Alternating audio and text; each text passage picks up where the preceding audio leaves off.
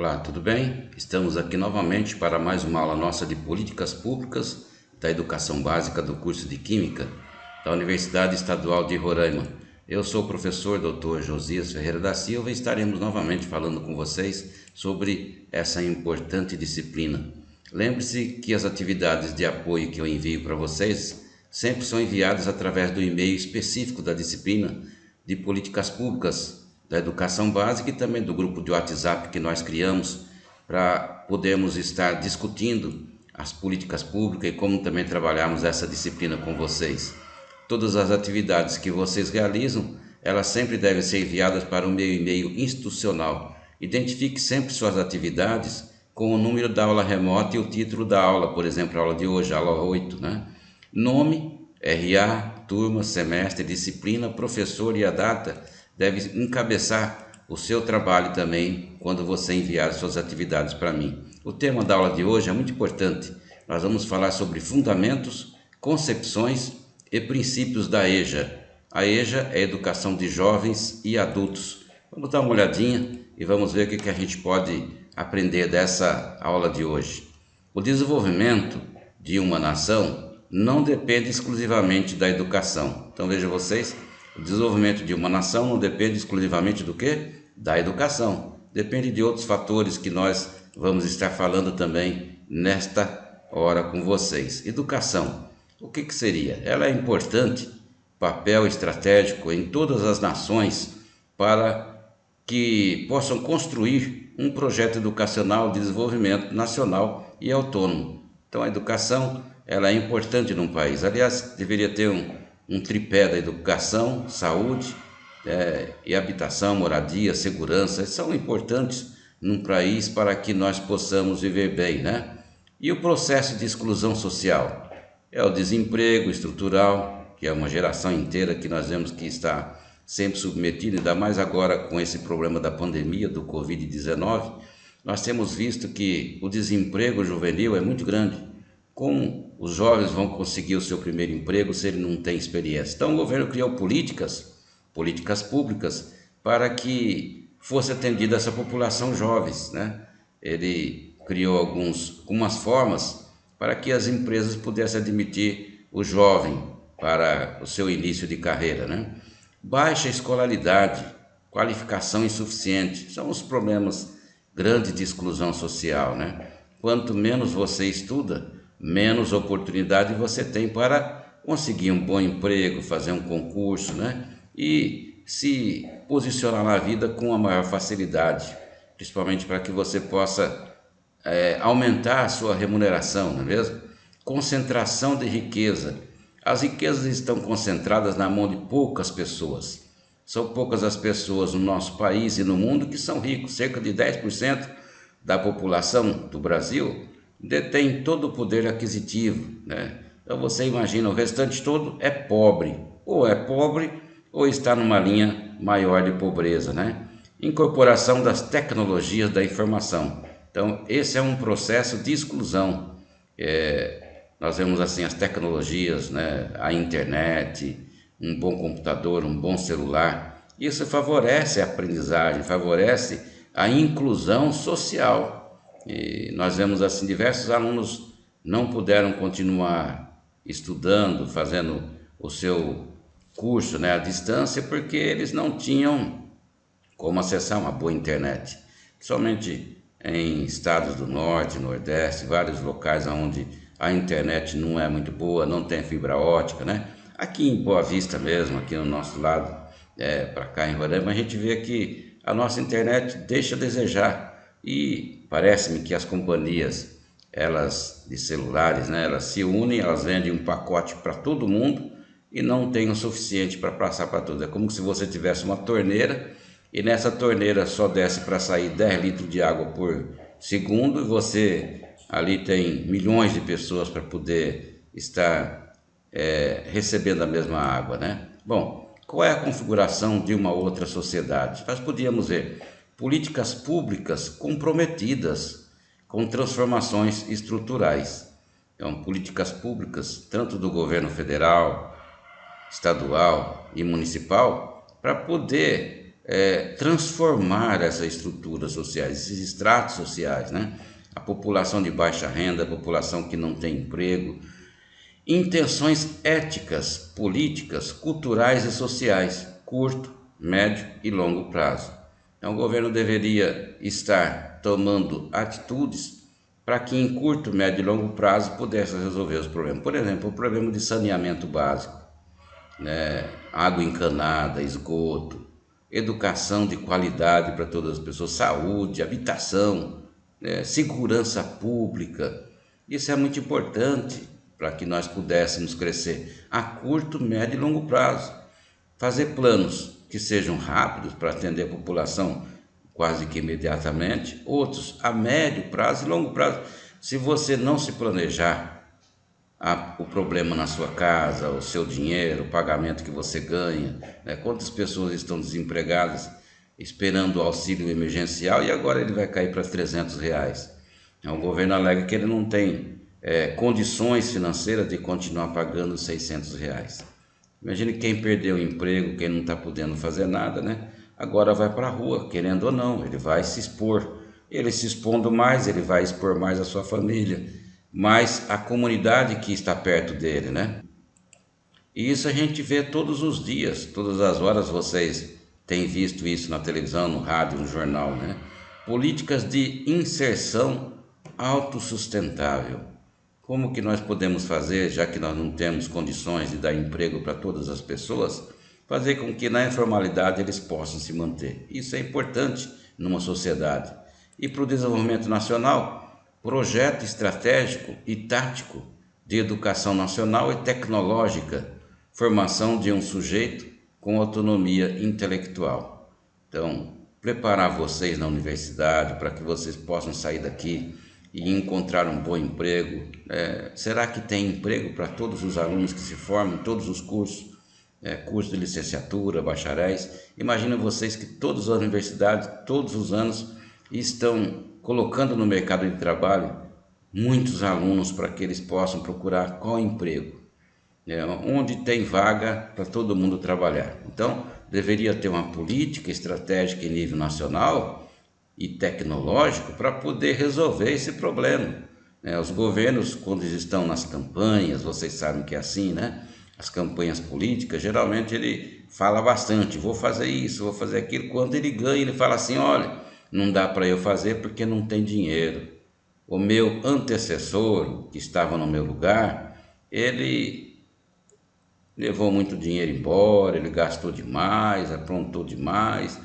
E sempre é assim. Quem está no poder vai reclamar do poder anterior, né?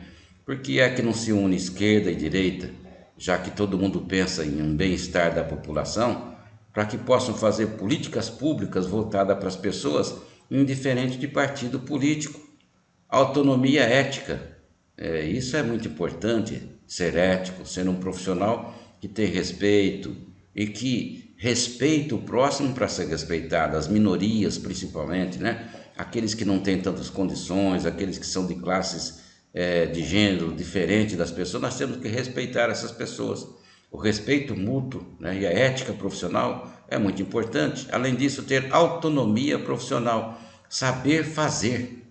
Olha, você saber fazer é a coisa mais importante para esse século. Tem pessoas que se preparam para trabalhar no mercado de trabalho e se você não consegue um emprego, o ideal é saber fazer, né? Por isso que nós temos o Sebrae, que ajuda as pessoas na hora que ela está com dificuldade para resolver os seus problemas. A maioria das empresas, mais de 70% delas, acabam não continuando, acabam falindo no primeiro ano de existência. Por quê? Porque é muito difícil, você abre com uma vontade a sua empresa, né? Olha, aquele fulano lá saiu da universidade, abriu uma empresa e está muito bem. Aí, mas será que são todos nós que conseguimos abrir uma empresa, né? E ter vários empregados? E não, a gente sabe que não é assim. Se um conseguiu ou dois conseguiram, não vamos ser nós. Então nós vamos ter que trabalhar para eles. O Marx já falava, né? Que só tem dois jeitos de nós vivermos na vida. Ou você é patrão, ou você é empregado. Não tem outra solução, né? Autonomia emancipatória. Então, você ter autonomia para poder desenvolver as suas atividades, trabalhar, um desenvolvimento onde é treinado já na universidade, Por acaso tem uma disciplina na universidade que fala assim: nós estamos trabalhando com vocês para ensinar você a procurar um emprego. Eu li uma vez que na Inglaterra eles têm uma disciplina, em um determinado curso lá, que os alunos se conhecem entre si, entre as universidades. Olha, eu tenho um conhecido assim, se você tiver necessidade. Então, essa troca de experiência é muito importante, né? E quais são as concepções, tá? E as concessões que nós podemos fazer? Por exemplo, o EJA é um campo de conhecimento específico, tá? É um ponto de interrogação porque a educação de jovens e adultos é todas as pessoas que não conseguiram entrar na escola na fase que ela deveria, porque hoje a escola, já desde a educação básica, ela tem a fase de educar. Você não pode colocar na educação infantil um menino que não estudou, né? Digamos que ele não foi lá para a escola com 3, 4 anos. Aí ele está com 6, 8 anos, ele não sabe ainda como fazer, como a psicomotricidade dele não é muito boa, né?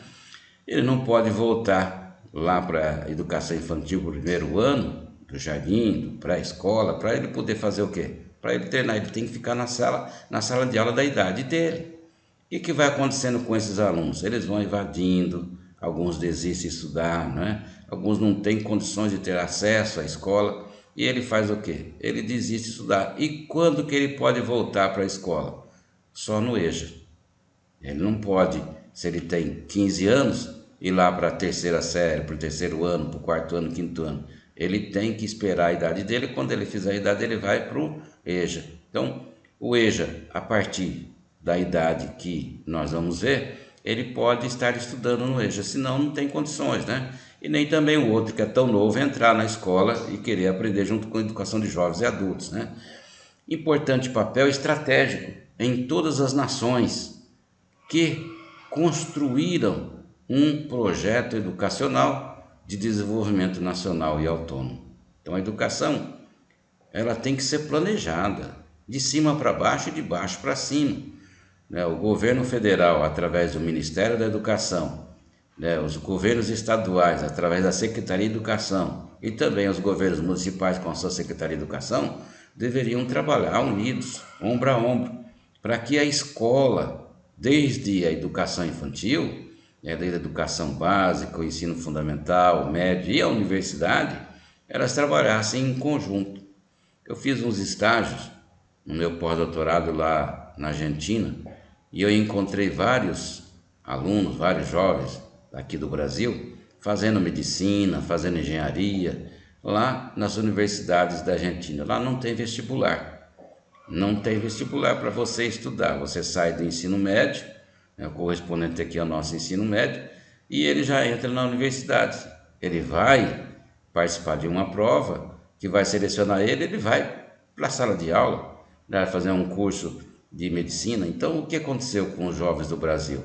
E você não pensa que é jovem só do Rio Grande do Sul, que é fácil de ir lá para a Argentina. Eu encontrei jovens da Bahia, de Manaus, né? E eles estavam lá. Só que eles tinham que se manter. Como que ele vai se manter num país que ele não tem nenhum conhecido, nenhum parente? Eles trabalham. Um horário deles que eles teriam para poder continuar estudando, eles vão fazer algum tipo de serviço. Tem um lugar lá que se chama Caminito. Eu encontrei praticamente todos os atendentes eram jovens universitários do Brasil que estavam lá, né? E o processo de exclusão social, como que ele é? Olha aqui, desemprego estrutural. Nós vemos que a pandemia, nós tínhamos aí, já estava caindo antes da pandemia, antes de março, o nível de desemprego no país nosso estava caindo bastante, as políticas públicas do governo federal, estadual e municipal, elas estavam tendo resultados. Então nós vimos que o desemprego estava caindo, mas ele estava em média de 10 milhões de pessoas, praticamente a população de uma cidade grande igual São Paulo. E agora nós já temos cerca de 13 milhões, 14 milhões, sem contar que vai ter mais gente, né? Então, como arrumar emprego para todo esse mundaréu de gente? É muita gente. Aqui no nosso estado nós temos muita desempregada, né? Aliás, é um dos estados que está com o nível menor de desemprego. Mas nós temos um agravante grande, que é a população da Venezuela que veio para o nosso estado E aqui também eles precisam de emprego. Eles também são filhos de Deus, na verdade, precisam de emprego.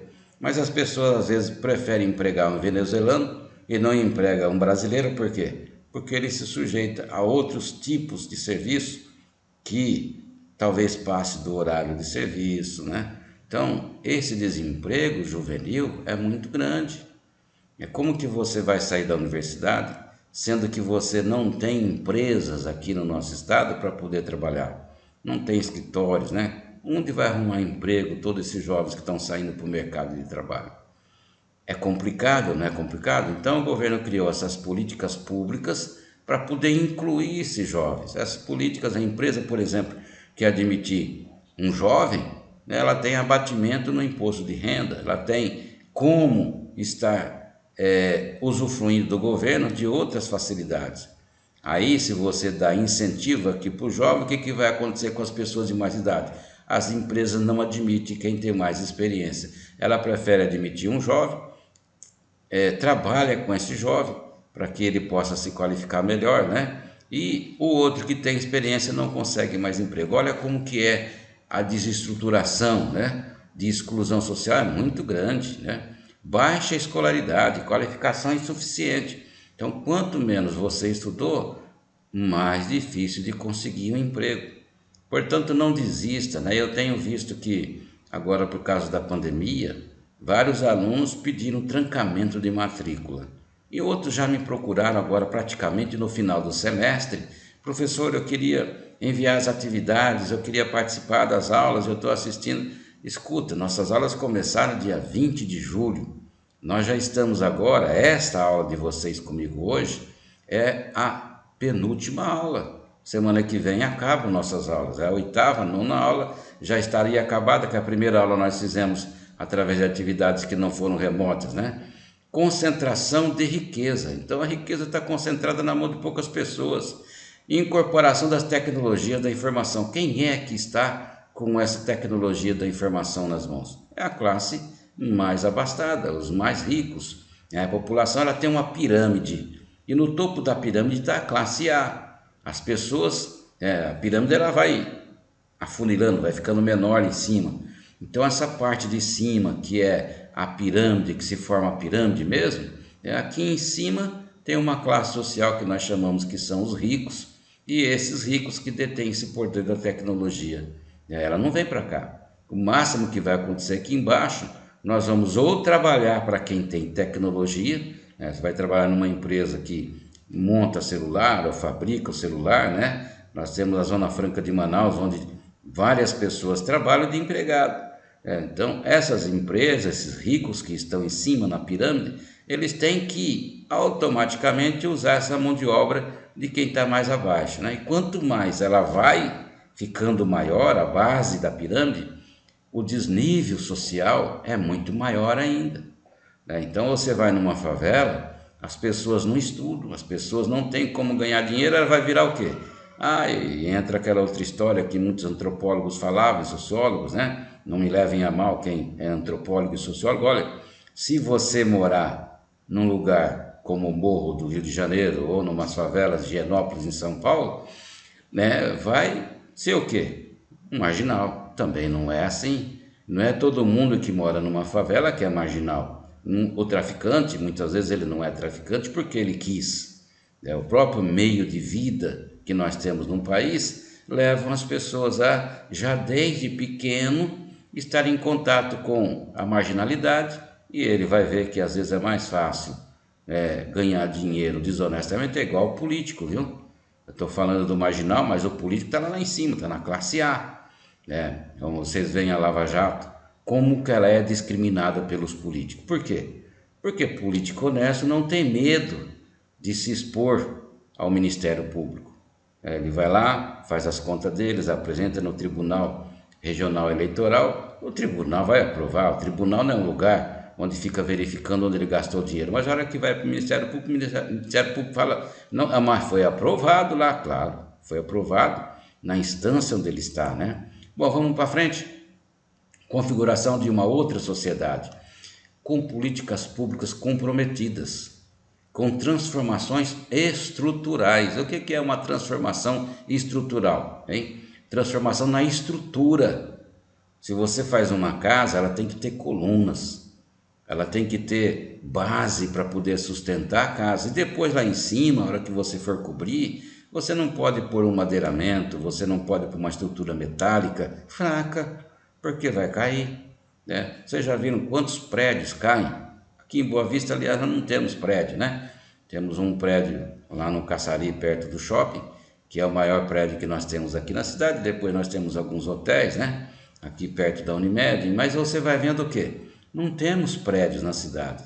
Os nossos prédios, né? Os nossos locais de aluguéis, eles são na horizontal, não são na vertical, né? Você vai em São Paulo, você fica ali com quem vai no Pico do Jaraguá, por exemplo, ou quem vai lá no Rio de Janeiro, né? No Bondinho, a hora que você olha aquilo, você vê só prédio, só prédio, só prédio, né? Então a população aumenta muito.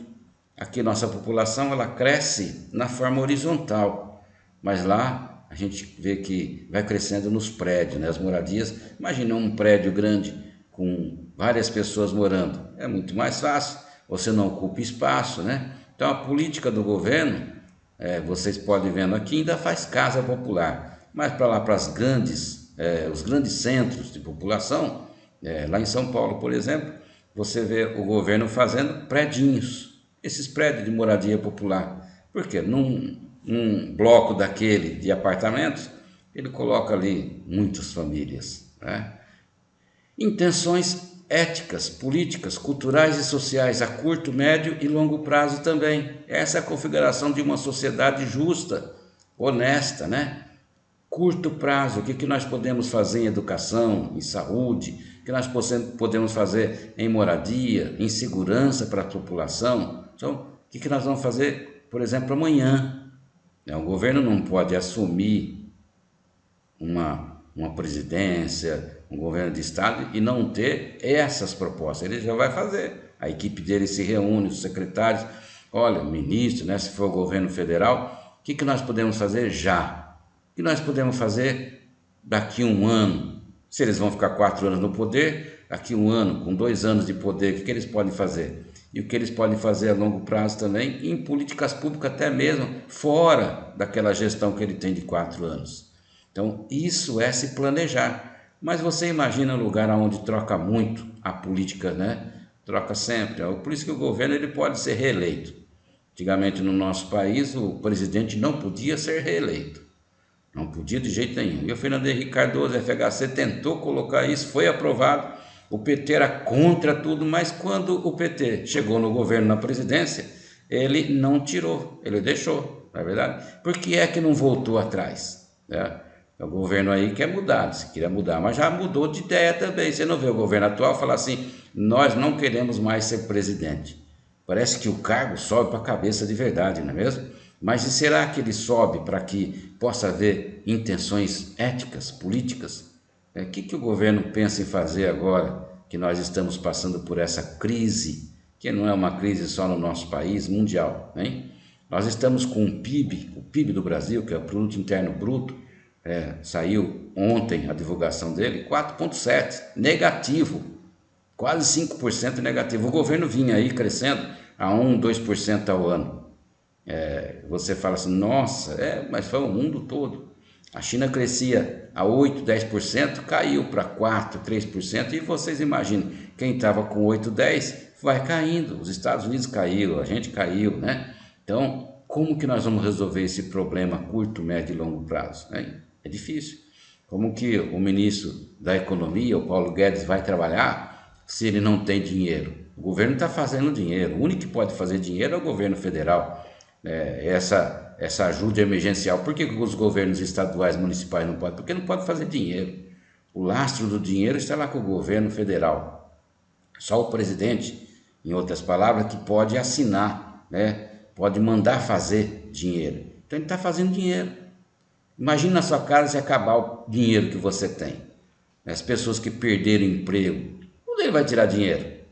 Mano, ele não tem emprego. Não tem como ninguém dar nem um bico para ele fazer alguma coisa para poder fazer, né? E aí, o que vai fazer? Muitos vão roubar mesmo. Aí vai preso. cadeia não tem lugar mais para tanta gente. Aí entra na audiência de custódia, amanhã está solto de novo nas ruas, roubando celular e fazendo outras coisas, igual vocês sempre vê. O índice de segurança pública aqui no nosso estado caiu demais. Por quê? Porque com a pandemia, cada vez as pessoas vão perdendo mais. Isso, população da classe social baixa, eu estou falando. Mas se você imagina uma pessoa de nível médio e alto perder o emprego, um gerente de banco, por exemplo. Eu tenho um colega que era gerente de banco lá em São Paulo e ele perdeu o emprego e ele falou para mim assim, puxa, o que eu vou fazer? O que eu vou fazer agora? Imagina um cara que ganha 4, 5 mil reais por mês, 8 mil reais por mês, vai procurar emprego, ele tem experiência, ele é um camarada que tem condições de trabalhar e oferece emprego para ele por 2 mil.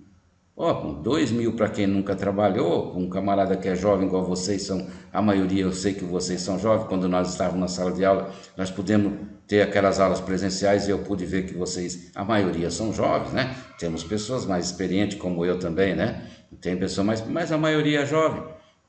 Imagine, se o jovem perde emprego, tudo bem, mas e se uma pessoa de uma classe social um pouquinho, né? A faixa etária um pouquinho de mais idade perder o emprego, o que vai fazer?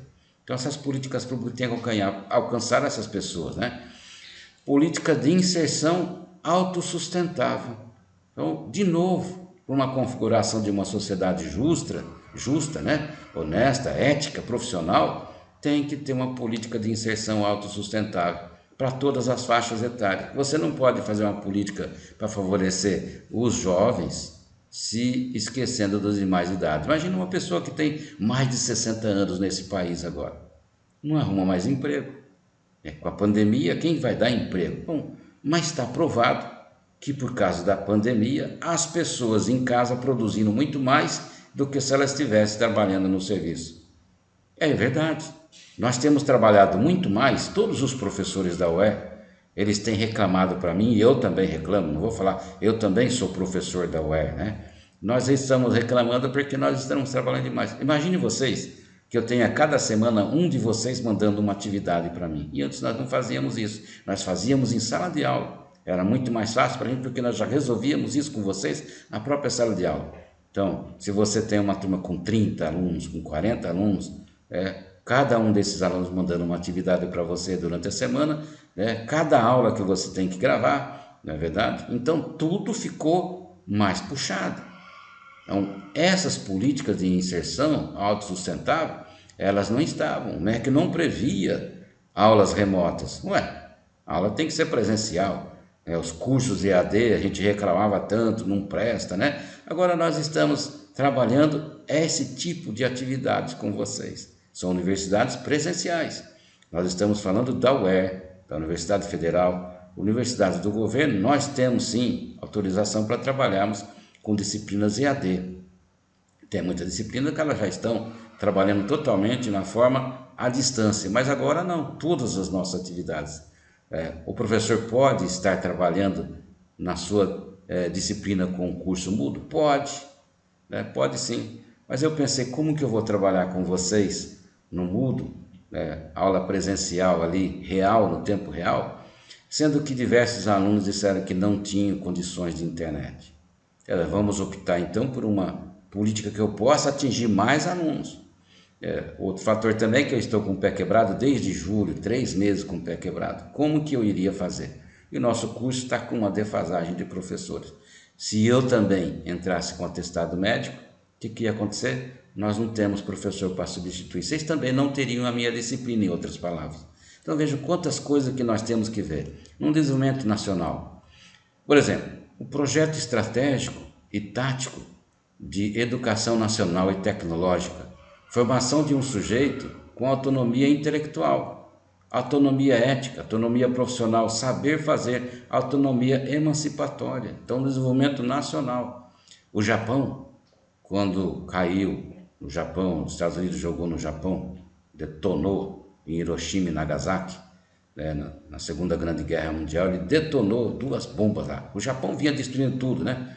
Vocês já devem ter assistido aquele filme de Pearl Harbor, né? Então, o japonês ia lá e acabava com tudo que os americanos tinham. E tinha ainda os kamikaze.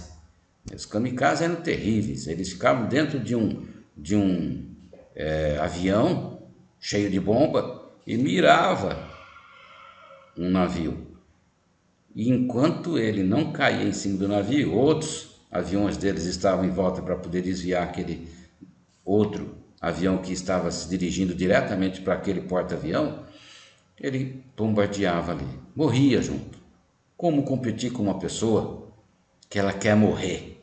Na guerra você sabe que você vai matar ou morrer. Guerra não existe esse negócio de ir para a guerra e falar assim, vou voltar para casa vivo. Você não sabe? Pode até ser que a gente seja morto na rua por uma bala perdida. Aliás, eu não acredito em bala perdida, porque se ela estava perdida, ela não ia achar as pessoas, né? Esse negócio não existe bala perdida. Bala fica procurando aí quem que vai matar. Atirou, vai matar alguém. Seja polícia ou seja marginal, né? Traficante que estejam atirando, vocês imaginam no morro, no Rio de Janeiro. Eu estive lá em fevereiro desse ano, nós lançamos um livro na Amped, né? E foi lá no Rio de Janeiro. E eu fui para Rio de Janeiro, em Niterói, para lançamento do livro que nós fizemos lá na Unicamp. Eu fui autor do livro, né?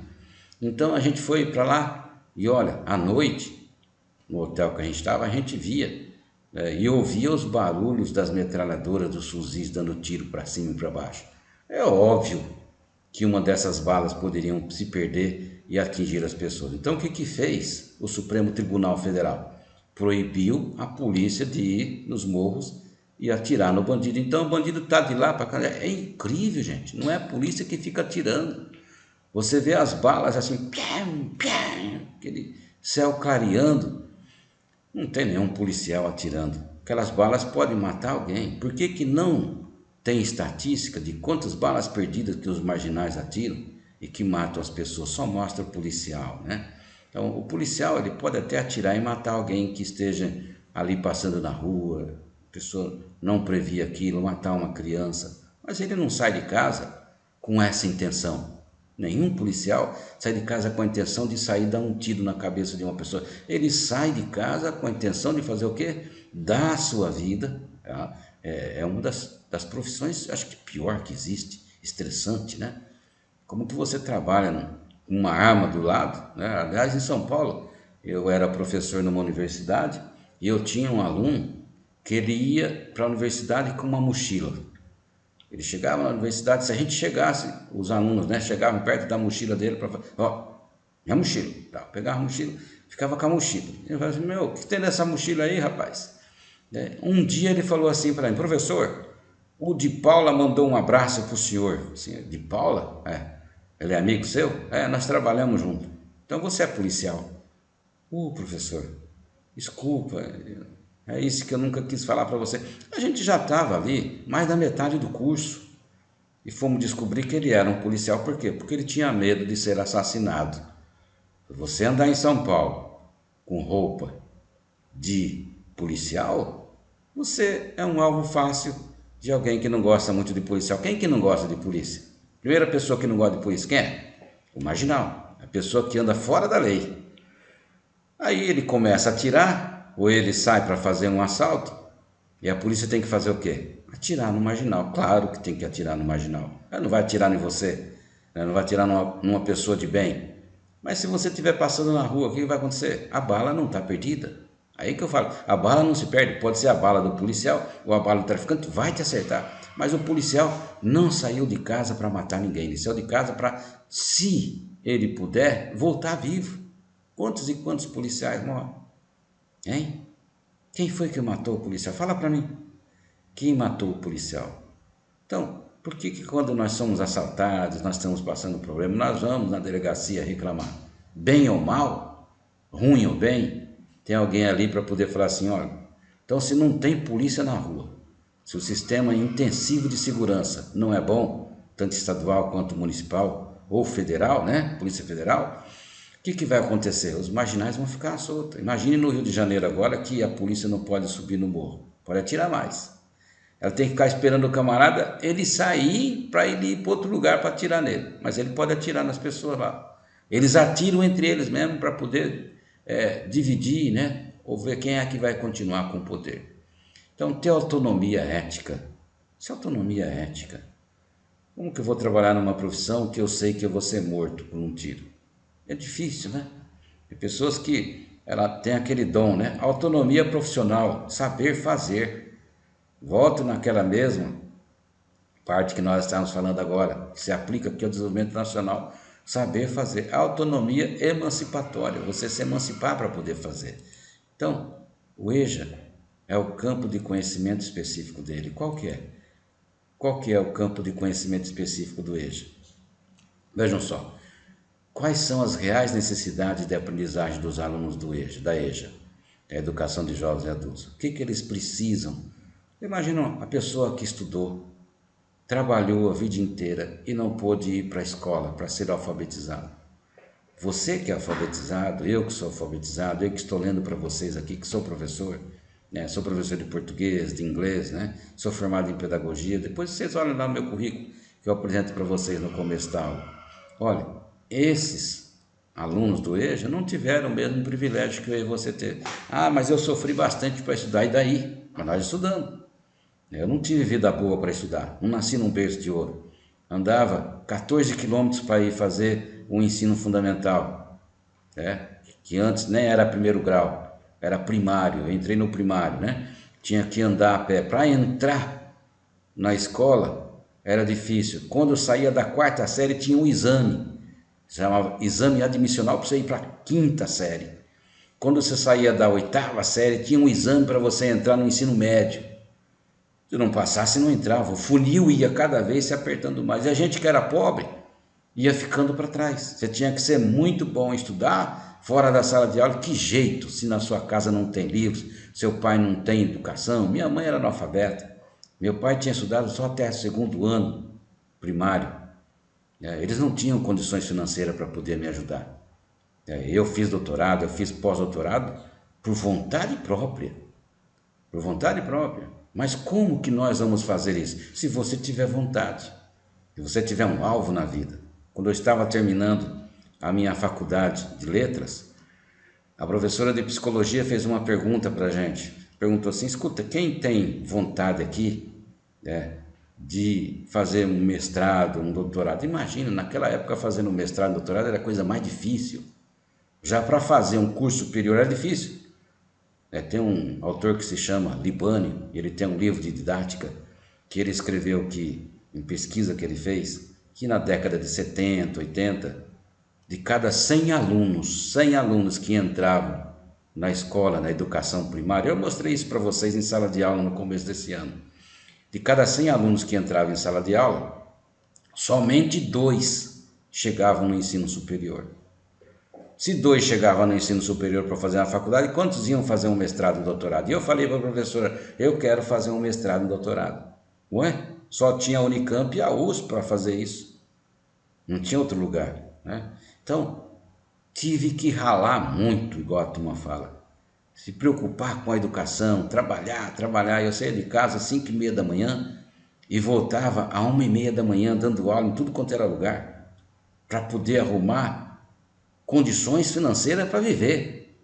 Vejam que é a vida da gente, né? Bom, como produzem ou quais são as concepções, quais são as reais necessidades da aprendizagem dos alunos do EJA?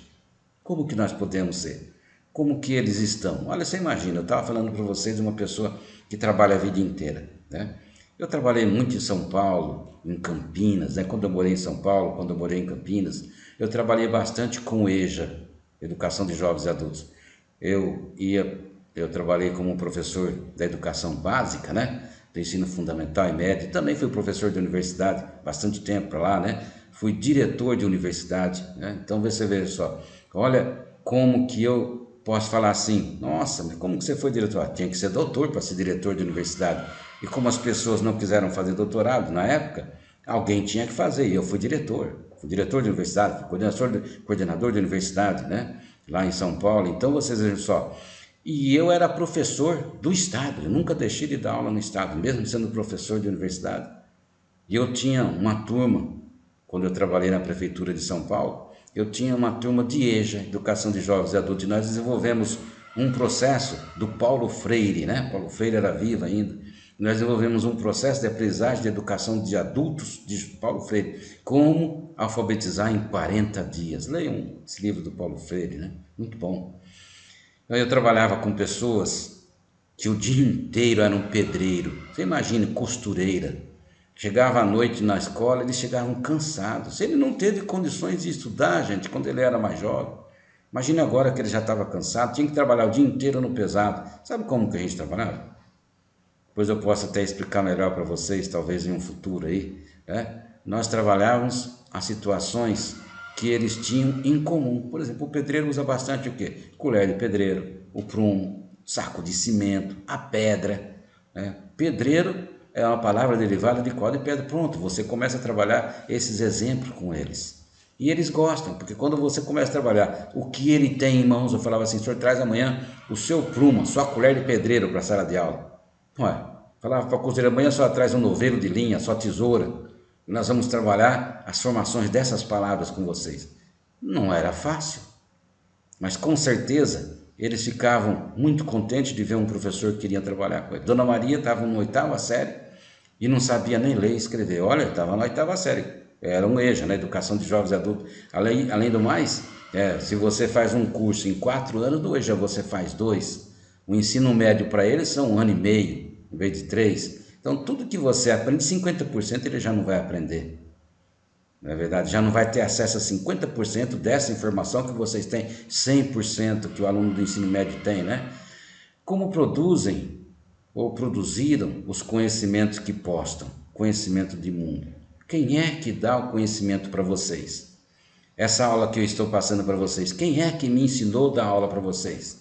Bom, o professor se forma no doutorado, ou se você é professor, por exemplo, na Unicamp eu tenho vários alunos, colegas da gente, que foram meus orientandos, né? Eu orientei esses alunos, hoje sou professor livre-docente da universidade, lá de Campinas. Aqui nós não temos na UER, né? Mas nós temos o professor efetivo, né? O professor titular efetivo. Então, eu sou professor titular efetivo da UER. Não tem mais para onde crescer, verticalmente não tem. Eu fui fazer um pós-doutorado, fiquei 2 anos fazendo pós-doutorado e eu volto e eu não tenho promoção por isso. Eu tenho promoção só horizontal, por tempo de serviço e por produção acadêmica que nós fizemos, né? Então, como produzem ou produziram os conhecimentos que postam? Tudo que vocês aprendem, uma outra geração, né, que já estudou mais que vocês, é que estão ditando as regras. E vai ser sempre assim. Os livros didáticos são produzidos por quem? Quem é que fez lá, né? Vocês viram na BNCC que nós apresentamos para vocês na aula passada, né? Como que é feito, como é produzido a educação básica, as disciplinas que são obrigatórias, né? Aquela parte que é comum para todas as pessoas que vão estudar no Brasil, seja lá no Sul e no Sudeste, tem a parte diversificada. Quem é que falou, você tem que aprender isso em português, você tem que aprender? As gerações passadas. E na universidade, somos nós que ditamos as regras para vocês. É difícil, olha, eu quero falar uma coisa para vocês. É muito difícil você sair de uma universidade e ir para outra, mesmo ela sendo pública ou privada, né? E você chega lá e ter a mesma disciplina igualzinha, com o mesmo nome, o mesmo conteúdo. Não existe isso.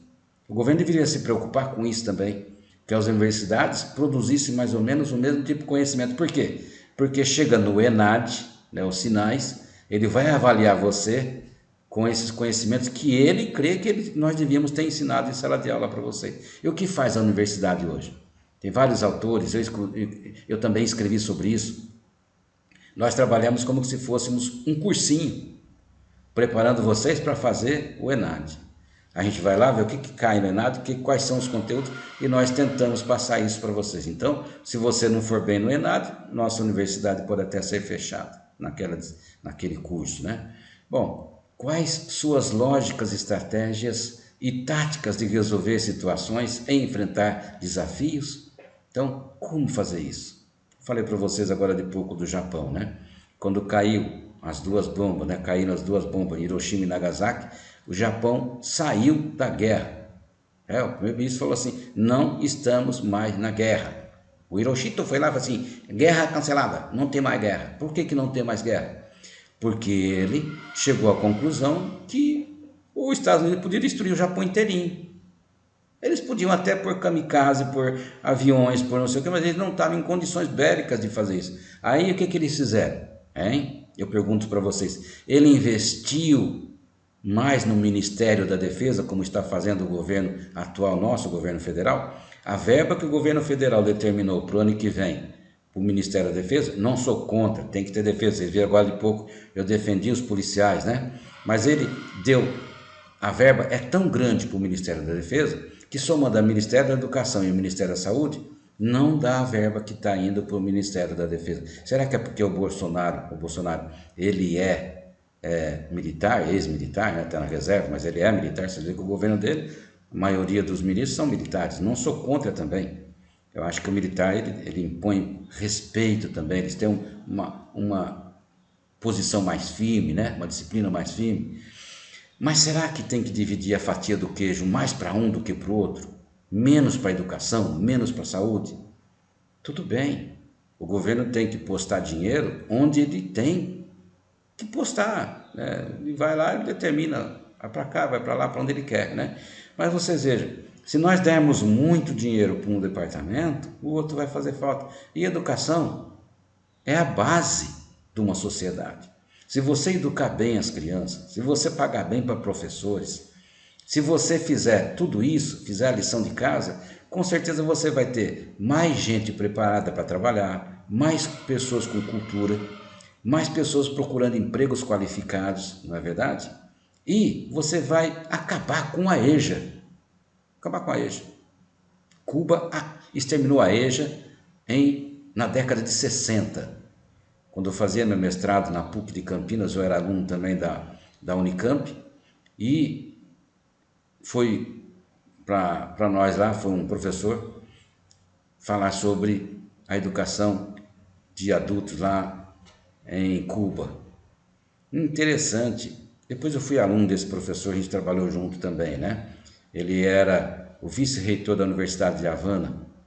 Interessante que ele falou numa das aulas dele que eu nunca esqueci. Em 1960 foi exterminado o processo de educação de jovens adultos. Todas as pessoas já eram pessoas que tinham alfabetização. E o índice de pessoas que fazem universidade em Cuba é muito grande. Mas por que é que Cuba é tão atrasada? Isso não me entra na cabeça, né? Conseguiram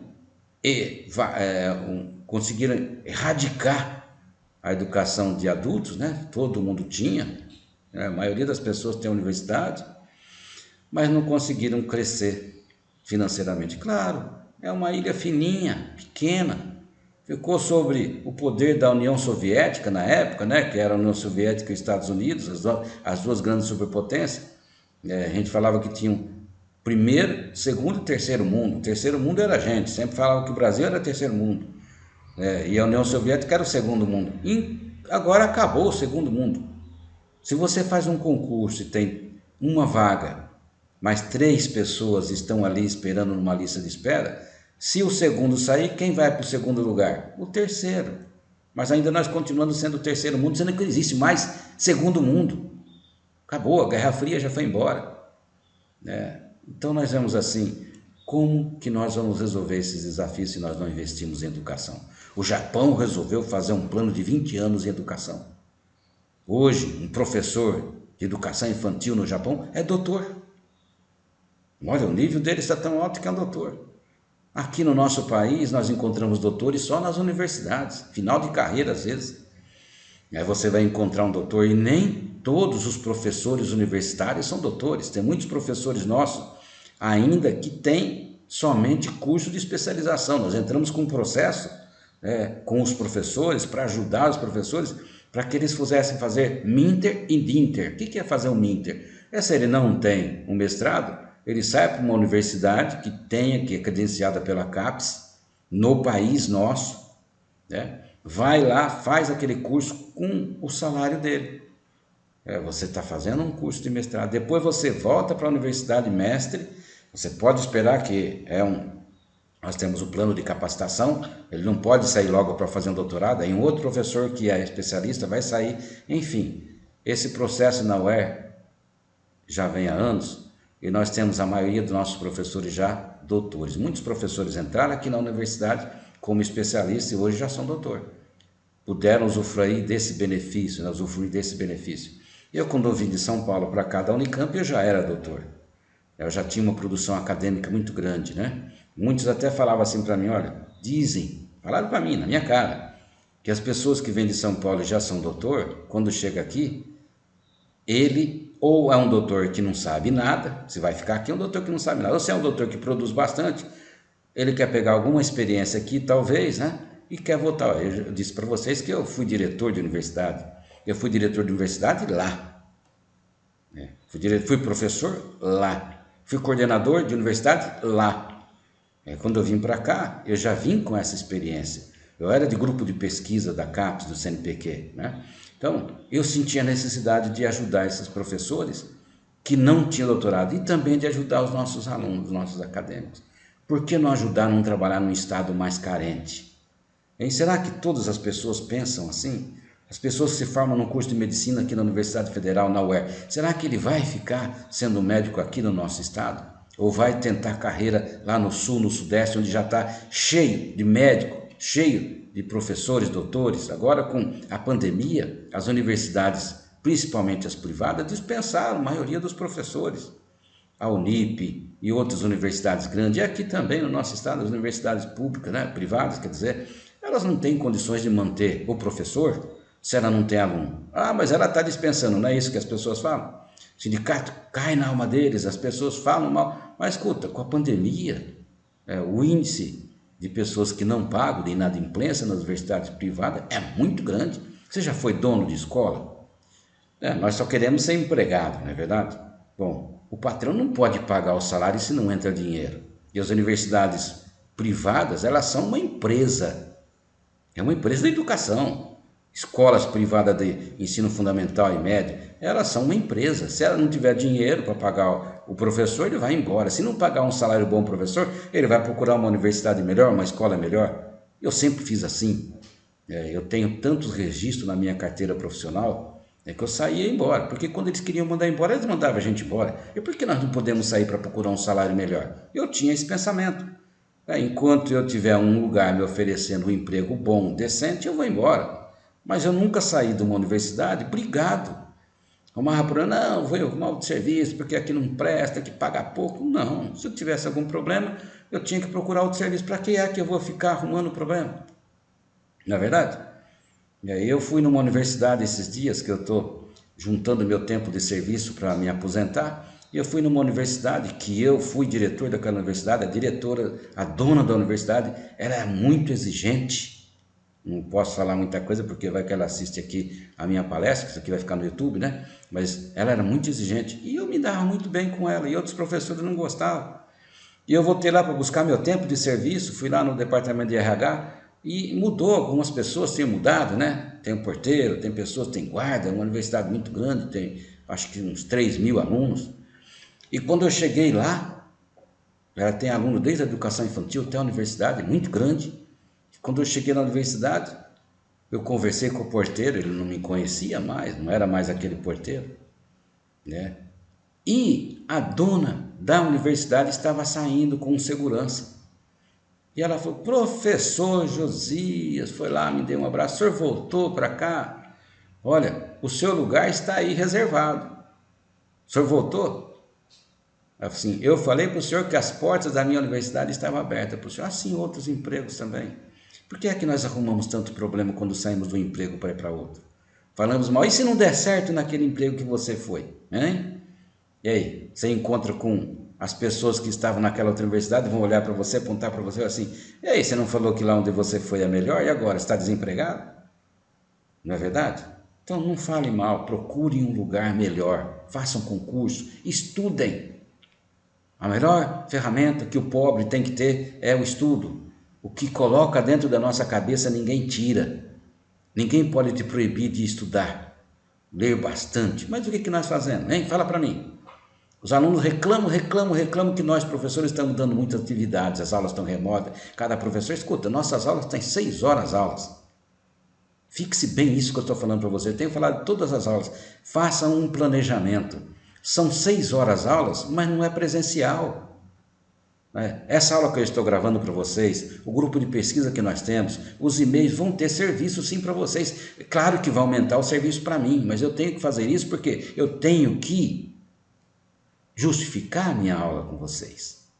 Nós fizemos um planejamento e mandamos para o Conselho Estadual de Educação. E lá foi o meu planejamento, foi o planejamento dos professores do curso. Vocês entenderam? Então, se eu não der aula igual está no meu planejamento, está errado. Então, todo mês nós temos que entregar para a UER um planejamento das nossas aulas que nós fizemos, um relatório. É justo isso, porque vocês merecem uma aula de qualidade. Não importa se a aula é gravada, se ela é filmada. É como se eu estivesse na sala de aula com vocês, ou tem que ser até melhor. Eu não posso dar uma aula agora que todo mundo vai ver, é uma aula péssima, péssima qualidade.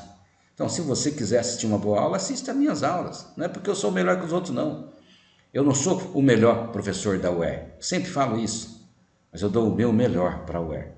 Não importa, eu sou professor dessa universidade. Eu só tenho esta universidade para trabalhar. Eu não trabalho em nenhuma outra universidade. Não é porque eu não gosto da atual, da catedral, de outros lugares. É porque se eu for trabalhar em outras universidades, e eu já trabalhei em 5, 6 empregos, ou eu saía de um lugar e ia para o outro, saía para o outro, você não vivia.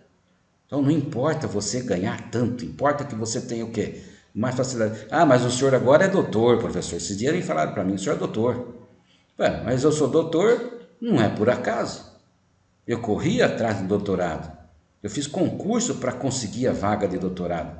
Eu estudei para defender uma tese. Todos nós temos as mesmas oportunidades.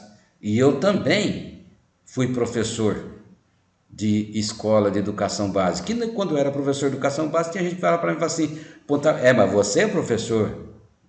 E daí, se você é professor de educação básica, você pode ser professor de uma universidade. Aliás, um professor de educação básica aqui no nosso estado ganha mais, um doutor do estado ganha mais do que eu sendo doutor de uma universidade. Nós, professores da UER, ganhamos menos que um professor doutor da rede pública, do ensino fundamental e médio, se ele for um doutor, tiver em sala de aula lá. Mas não é por isso que eu vou desmerecer o serviço do doutor que está lá. Eu era doutor e eu dava aula no ensino fundamental e no ensino médio no estado de São Paulo. Eu estou juntando todo o meu tempo de serviço, que eu falei para vocês para aposentar, e eu fui atrás do meu tempo de serviço. Fui lá para São Paulo, eu fui atrás do meu tempo de serviço.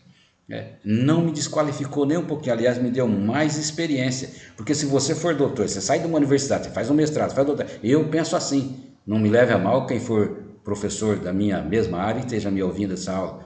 Se você for um doutor que nunca deu aula no ensino fundamental e médio, a sua experiência é menor. Aliás, tem concurso que a gente vai, que eles valorizam esse tempo, mas valoriza o tempo também de casa, que você deu aula no ensino superior. Se você vai ser professor de ensino superior, é claro que nós vamos colocar mais pontuação no tempo que você tem no ensino superior. Isso é comum na vida. Então você tem que fazer o quê? Você tem que ter um equilíbrio. Eu sou professor desde a educação infantil. Tinha escola de educação infantil, tinha escola de ensino fundamental, médio. Eu deixei tudo, entendeu? Então, nós precisamos fazer o quê? Ou você faz com vontade aquilo que você está fazendo ou não deixa de fazer. Então, quais são as reais necessidades dos EJA? O que eles precisam? Como produzem ou produziram os conhecimentos que postam? Conhecimento de mundo. Ele tem um conhecimento, ele não é um doutor. Você vê diversos prédios feitos, na verdade, construções grandes. Aqui nós não temos muito prédio, igual eu falei, mas nós temos construções grandes. Quem é que trabalhou na construção? Foi o pedreiro, foi o servente, foi o mestre de obra, foi a pessoa que foi lá, o carpinteiro, o ferreiro, que preparou as armações de ferro. Enfim, essas pessoas são doutores. Eu tenho uma colega que ela fez uma tese na Universidade Católica de Campinas, na PUC de Campinas, eu estudava lá. Ela fala, os senhores doutores, pedreiros, serventes, carpinteiros, é um trabalho dela. Ela foi fazer uma pesquisa para saber o que eles sabiam. E tinha mestre de obra que sabia mais que o engenheiro que estava lá, que tinha uma placa depois, grande o nome dele, quando acabava a construção. Ela escreveu isso. Acabava a construção e tinha uma placa grande do engenheiro. E o engenheiro que não fez praticamente nada. Se não fosse aquele mestre de obra, eles levam esse mestre de obra, muitos engenheiros, tiram aquele, vai para uma outra obra, aquele vai com ele.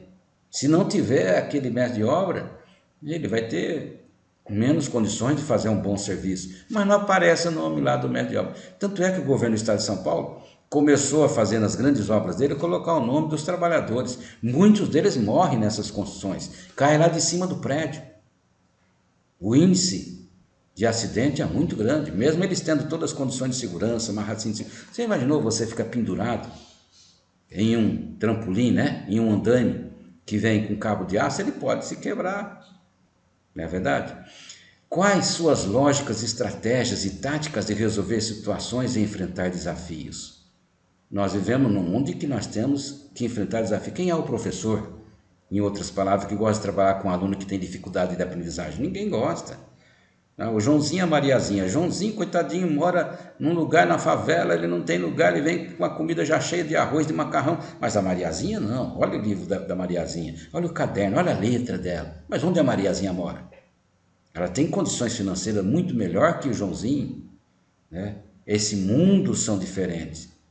Então, por que é que nós não nos dedicamos mais àquele que não tem condições de estar ali? Eu lembro que eu dava aula numa escola em São Paulo, na zona leste de São Paulo, e tinha um aluno que ficava no fundo da sala, eu dava aula de inglês para eles. Era uma quinta série naquela época. E eu falei para o aluno, ei, vem mais para cá. Os outros alunos falaram assim, não, deixa ele lá, professor, deixa ele lá. Estava começando as aulas, né? Fiquei um ano com aqueles alunos. Então eles falaram assim, deixa lá. Por que deixa o menino lá? Vem para cá. Não, professor, não.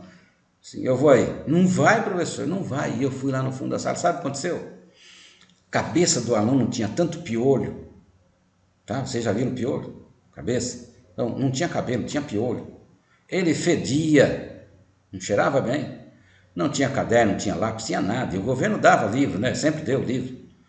E eu fiquei assim, eu tive que respirar, e lá quase que eu não conseguia sair de perto dele, né? Aquele cheiro horrível. Eu fui falar com a diretora, com a coordenadora, falei assim, ei, professor, o pai dele é traficante, a mãe dele é não sei o quê. Não, mas nós precisamos fazer alguma coisa. Professor, só precisa dar sua aula. Não, mas aquele aluno tem que... E nós comecei uma campanha na sala dos professores, com os professores, fomos conversando. E a professora de ciências estava dando aula e ela disse que falou assim, olha, vocês precisam ter escova de dente, seu sabonete, lavar as mãos. E ele falou assim, como que eu vou lavar a mão, professora, sendo que na minha casa não tem água encanada, não tem banheiro, não tem nada disso. Ela falou, vamos lá. Reunimos alguns professores e fomos lá verificar. Fomos com a assistência social do governo, né? E quando nós chegamos lá, a casa dele não existia mesmo. Era um barraco de madeira, coberto com umas telhas de lata, assim, que ficava muito quente. Só tinha um cômodo pequeno e um colchão grande, que eles colocavam no chão, ele, a mãe, o pai e 2 irmãozinhos menores que eles dormiam ali. A irmãzinha fazia xixi no colchão, você imagina como que estava aquele colchão. Não tinha banheiro, eles tinham que ir num lugar lá mais longe, né? Não tinha água encanada. Como que aquele menino ia desenvolver as aulas de ciência, ia fazer as minhas atividades de inglês? E nós conversamos com os pais, o pai bêbado, a mãe drogada e o pai também, né? Conversamos com a família e pedimos para que eles pudessem ajudar a gente.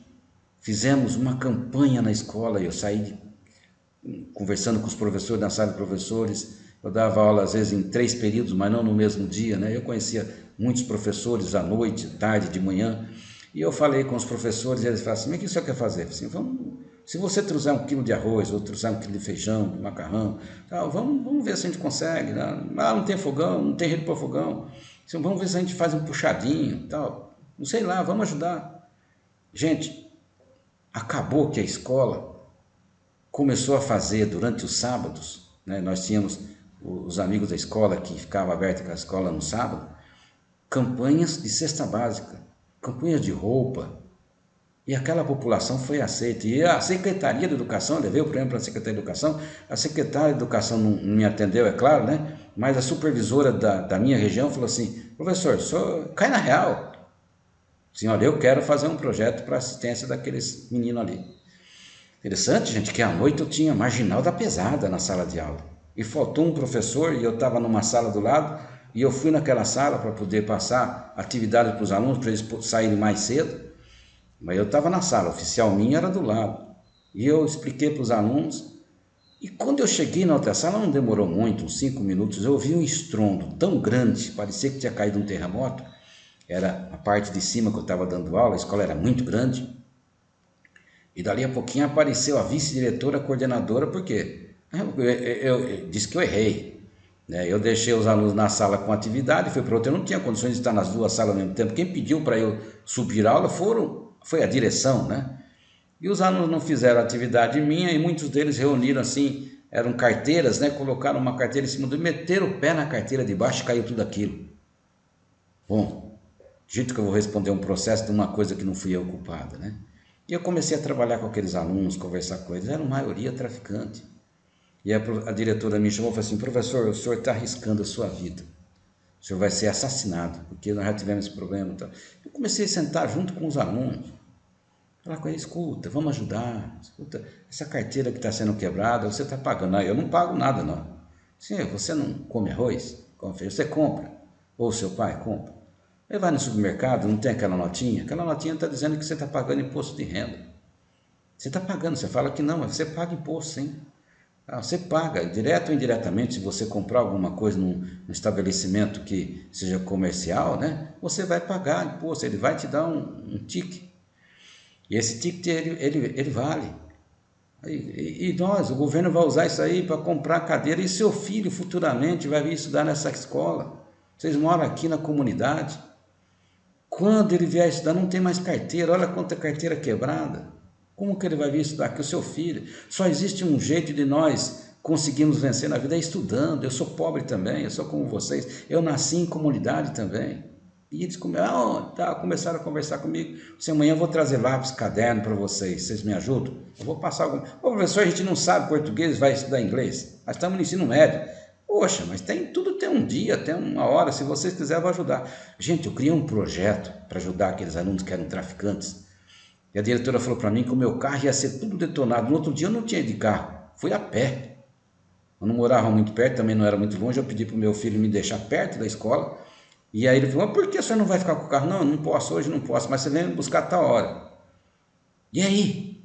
Pergunto para vocês, a minha esposa ficou preocupadíssima quando ela soube. E eu saí daquela escola.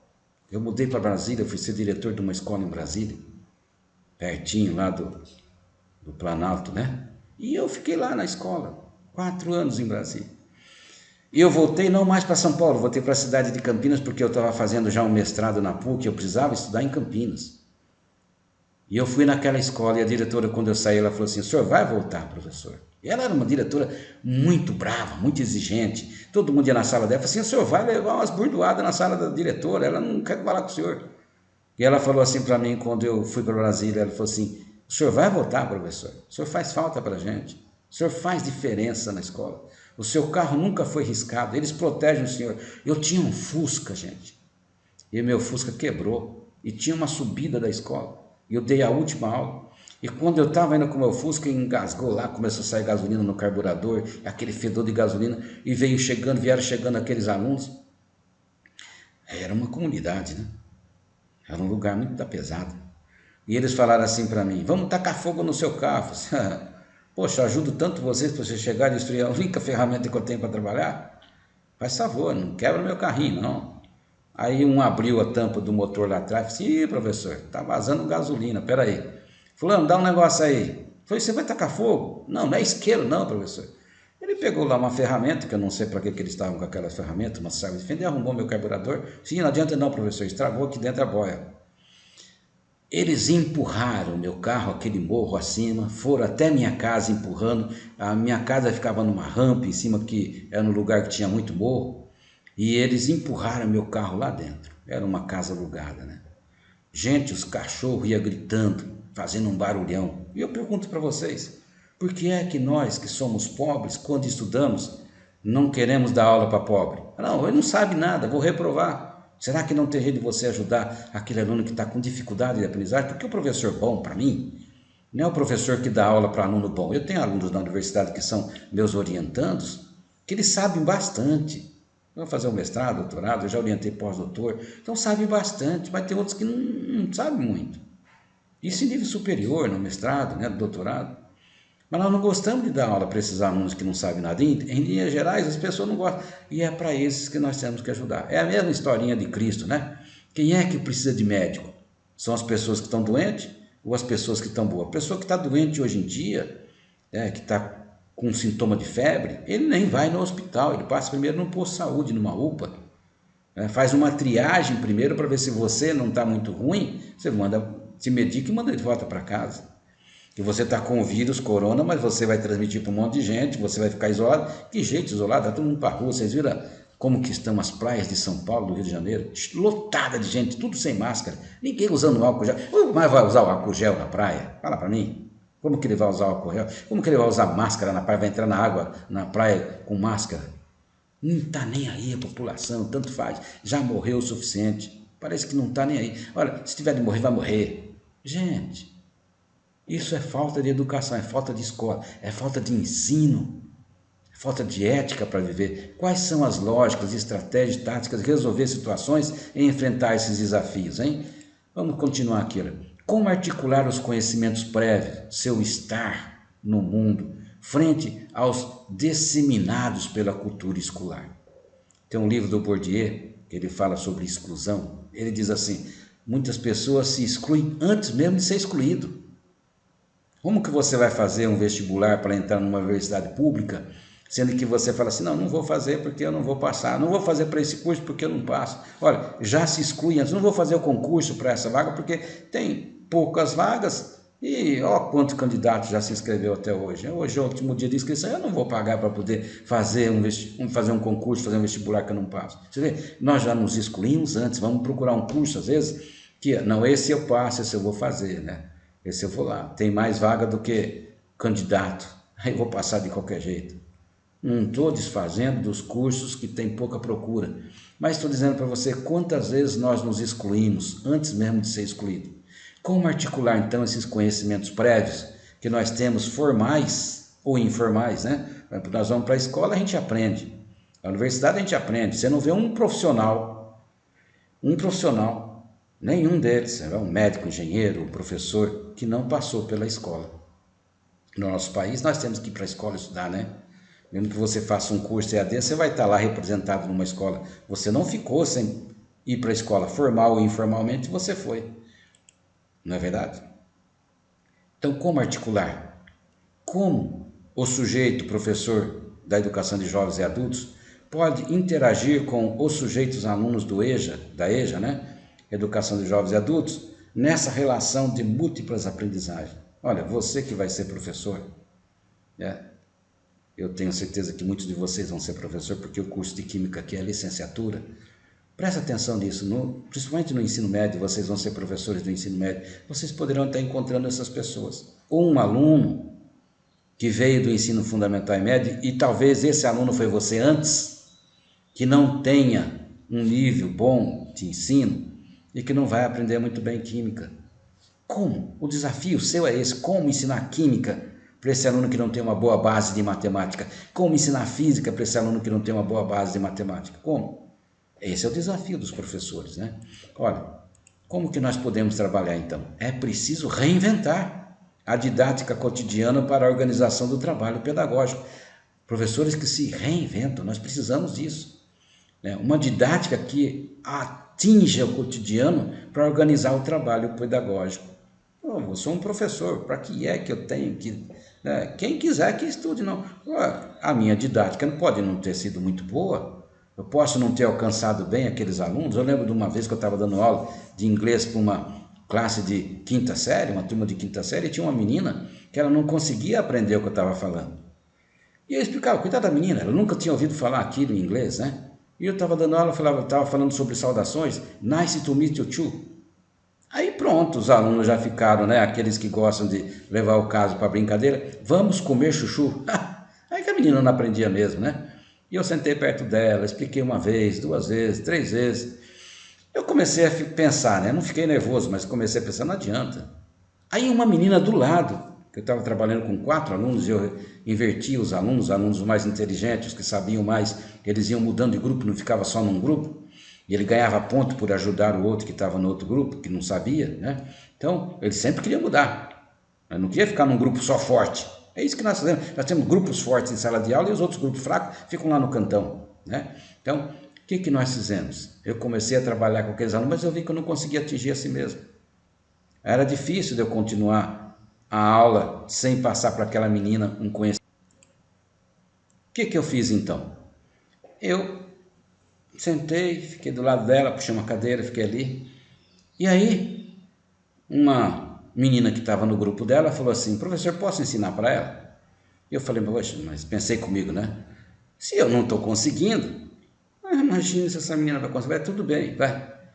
Eu estava cansado mesmo de explicar para ela. A menina falou assim: olha, isso aqui é assim, esse aqui se escreve assim, esse aqui se escreve assim, em português se escreve assim. Quando você lê essa letrinha aqui, o I, tem som de I, nice, olha, tá, nice, mas é nice. Todos os I que você encontrar, com poucas exceções, igual o professor falou, ela nunca tinha aprendido inglês também, vai ter som de I, nice. Né? Dois ossos juntos tem som de tu. Olha, dois ossos vão ser u. Nice to meet. Dois es juntos, dois som de i. Nice to meet you too. Assim, então é assim? Ela falou. É desse jeito? Mas eu já tinha explicado. E por que eu não consegui fazer aquela menina aprender? Porque eu não descia ao nível dela. Eu tinha que sentar do lado dela e explicar na linguagem dela. Foi isso que a outra fez. Eu podia saber bastante, mas eu não sabia como ensinar. O meu trabalho pedagógico estava difícil. É isso que você precisa fazer como professor. Entendeu? Nós temos o projeto de residência pedagógica para curso de licenciatura da CAPES, né? E eu sou coordenador institucional aqui da universidade para este projeto. Por que é que eles exigem que o professor que vá atuar no residência pedagógica seja professor de cursos de licenciatura? Porque nós temos que saber alguma coisa, mas eu quero só dar aula no curso para ser o coordenador? Não, nós temos que ter experiência didática para poder trabalhar com os alunos, senão não adianta nada. O que eu vou estar fazendo da vida, né? É preciso se reinventar, é preciso criando, reinventando, tudo lá no gerúndio, né? Formular respostas político-pedagógicas específicas que atendam, né? Às necessidades de todos os envolvidos, nem puramente academicista, nem puramente instrumental. Tem que ter um meio termo, tem que ter uma gangorra. O professor tem que estar amparado uma hora numa parte, né? Então, nós só passamos texto para você ler, e não temos uma parte prática. Como que o candidato, o aluno, vai sair de uma universidade bom se ele não tem aulas práticas, só tem teórica? Né? Todos os nossos cursos de licenciatura e de graduação, né, de bacharel, eles só têm aulas teóricas. Aí tem lá um estágio, no final do curso você vai fazer um estágio. Quando eu trabalhei na PUC, eu trabalhei na comissão institucional da PUC, nós avaliamos todos os cursos da PUC, todas as áreas da PUC. Interessante que eu pude ver que muitos alunos nossos, né, da universidade, eles falavam assim: olha, como que eu vou ser um bom professor se eu não tenho aulas práticas na universidade? Por exemplo, curso de medicina. Curso de medicina, o médico ia começar a fazer trabalhos práticos, cortar com bisturi, só no segundo, terceiro, quarto ano. O que fez a Universidade de Marília? Ela mudou o método de ensinar medicina, de tal forma que já no primeiro ano o aluno também começava a fazer aulas práticas. Ele ia para comunidades, ele conversava no postinho de saúde, e isso foi muito importante. O estágio começou a estar supervisionado já no primeiro ano. Não tem como eu falar muito para vocês dessa intervenção, mas depois a Unicamp copiou. Não queria não, a USP também não queria. Concepções, criando, reinventando, dialogar sobre o campo de atuação profissional, o mundo do trabalho e sobre a vida. John Dewey sempre fala, né? A escola da vida. A escola para você utilizar as coisas no dia a dia seu. Né? Dialogar sobre esses assuntos, o campo de atuação profissional, como é que você vai trabalhar, onde você vai trabalhar, o que você vai fazer? Se é um curso de licenciatura, você vai ser professor. Eu tenho que falar para você sobre a realidade da escola que você vai lá. Que não, depois que você chegar lá na escola e você vê a realidade, a gente vê falar. Uma coisa é você falar, uma coisa é você ser aluno, outra coisa é você ser professor, enfrentar o problema, você está ali em frente de uma sala de aula, resolver as situações, os múltiplos problemas que nós temos. O bom administrador não é aquele que fica atrás de uma mesa sentado o dia todo, né? Infelizmente agora na pandemia a gente tem que ficar sentado bastante, né? Mas sua experiência profissional ativa ajuda também a resolver esses problemas que nós temos. Olha que interessante, criando, reinventando o quê? Os alunos da EJA, Não tem garantia de emprego e melhoria de material de vida, mas pela EJA abrirão possibilidade de alcançar esses objetivos e muitos outros. Então, o professor da EJA tem que estar preparado para poder incentivar esse aluno. Não teve tempo de estudar, eu falei para você, a vida inteira ele só trabalhou. Agora que ele tem tempo para voltar para a escola, e às vezes nem tem tempo, alguém conseguiu pôr na cabeça dele que ele tem que estudar como ensinar EJA para pessoas nômades. Né? Quando eu vim aqui para Boa Vista em 2010, a Secretaria de Estado de Educação do governo pediu um professor da UER para poder ajudar na EJA, na direção da EJA, na comissão da EJA aqui do Estado. Sabe quanto ganhava? O salário era muito bom, nada. Você tinha que ter a sua carga horária e nada que você fazia fora ia ser contado também. E eu fui. Eu acabei ficando vários anos na EJA aqui do governo do Estado. Fui viajar lá para o lado de Roranópolis, fui aqui para o Cantá, fui lá para o lado das comunidades indígenas, para caramba, para tudo quanto é canto eu ia. E eu era o único doutor da turma. E outros que nem eram doutores, outros professores, que estavam ali, mas que eram professores que às vezes tinham mais garantias que eles eram do Estado, eu não era, não fazia às vezes o serviço. E eu ficava, olha gente, só que tem que fazer, nas comissões eu discutia aquilo, eu fui lá e eu fiz isso, olha, dá para fazer isso, né? Mudou o critério. Quantas vezes a gente não tinha dinheiro para pôr gasolina no carro para me levar para ir na Secretaria de Educação Municipal para poder verificar o que estava acontecendo com a EJA? Não gostavam muito de mim, porque eu ia lá e ia conversar com o prefeito, com o secretário de Educação, para verificar como estava, eu queria ver onde estão os alunos, o que tem sido feito. Mas tem um lugar que eu ia, como que nós íamos conseguir trabalhar o EJA? Se eram pessoas que estavam na época de colheita, de noite, ele ia para a escola de noite, como que ele ia sair do campo para ir para uma escola para fazer o EJA? A escola estava lá, mas cadê os alunos? Hein, gente? Então fica tudo mais difícil, não quer dizer que o camarada não vai aprender, mas é mais difícil.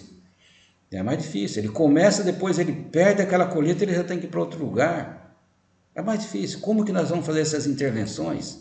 Falar com eles para não deixar de estudar, professor com formação diferente para atuar nessa esfera de ensino. Nós vamos falar bastante sobre esse mesmo tópico aqui, olha. Compreender a realidade deste público para descobrir seus modos de aprender e favorecer essas lógicas de aprendizagem no ambiente escolar. Compreender a realidade, onde é que ele vive, que ambiente ele vive, qual é a faixa de lugar que ele está. Ué, se você não compreender essa realidade, mas eu tenho que dar a minha aula, vou lá dar a minha aula e acabou. Você não vai ter aluno, você não vai conseguir reverter o quadro de pessoas que não têm formação, que não sabe ler e aprender, ou que já aprendeu a ler e escrever, mas que ele vai para o EJA, por exemplo, do ensino médio para ter uma aula de química, e ele não vai conseguir acompanhar a sua aula porque ele não tem, às vezes, um embasamento bom em matemática, não é verdade? Não vai conseguir aprender química. Aí você tem que dar algumas noções de matemática para ele, talvez montar um grupo que seja favorável, aí daí, você vai ter que sacrificar para isso. Compreender e aprender uns com os outros, atividades cognitivas, afetivas, emocionais, prazerosas. Formar uma aula que você possa contar uma piada lá para o aluno à noite, o cara está cansado. A dona Maria, ela estava na 8ª série, ela não conseguia copiar a matéria da lousa, eu dava aula de português. E quando eu escrevia, eu falava assim, olha, vou escrever devagar, vou dividir uma lousa grande, uma sala grande. Eu dividia a lousa em partes e falava assim, eu vou escrever, depois que eu escrever eu vou encher a lousa 2 vezes, aí eu vou explicar, mas você vai ter que copiar a primeira vez. Quando eu cheguei no final, falei, vou perguntar para ver se tem alguém que ainda não copiou. Eu perguntei, alguém está aqui ainda nessa primeira parte? Ninguém falou nada. Aí os alunos falaram, tem, a dona Maria aí na frente não consegue escrever nada, ela é analfabeta.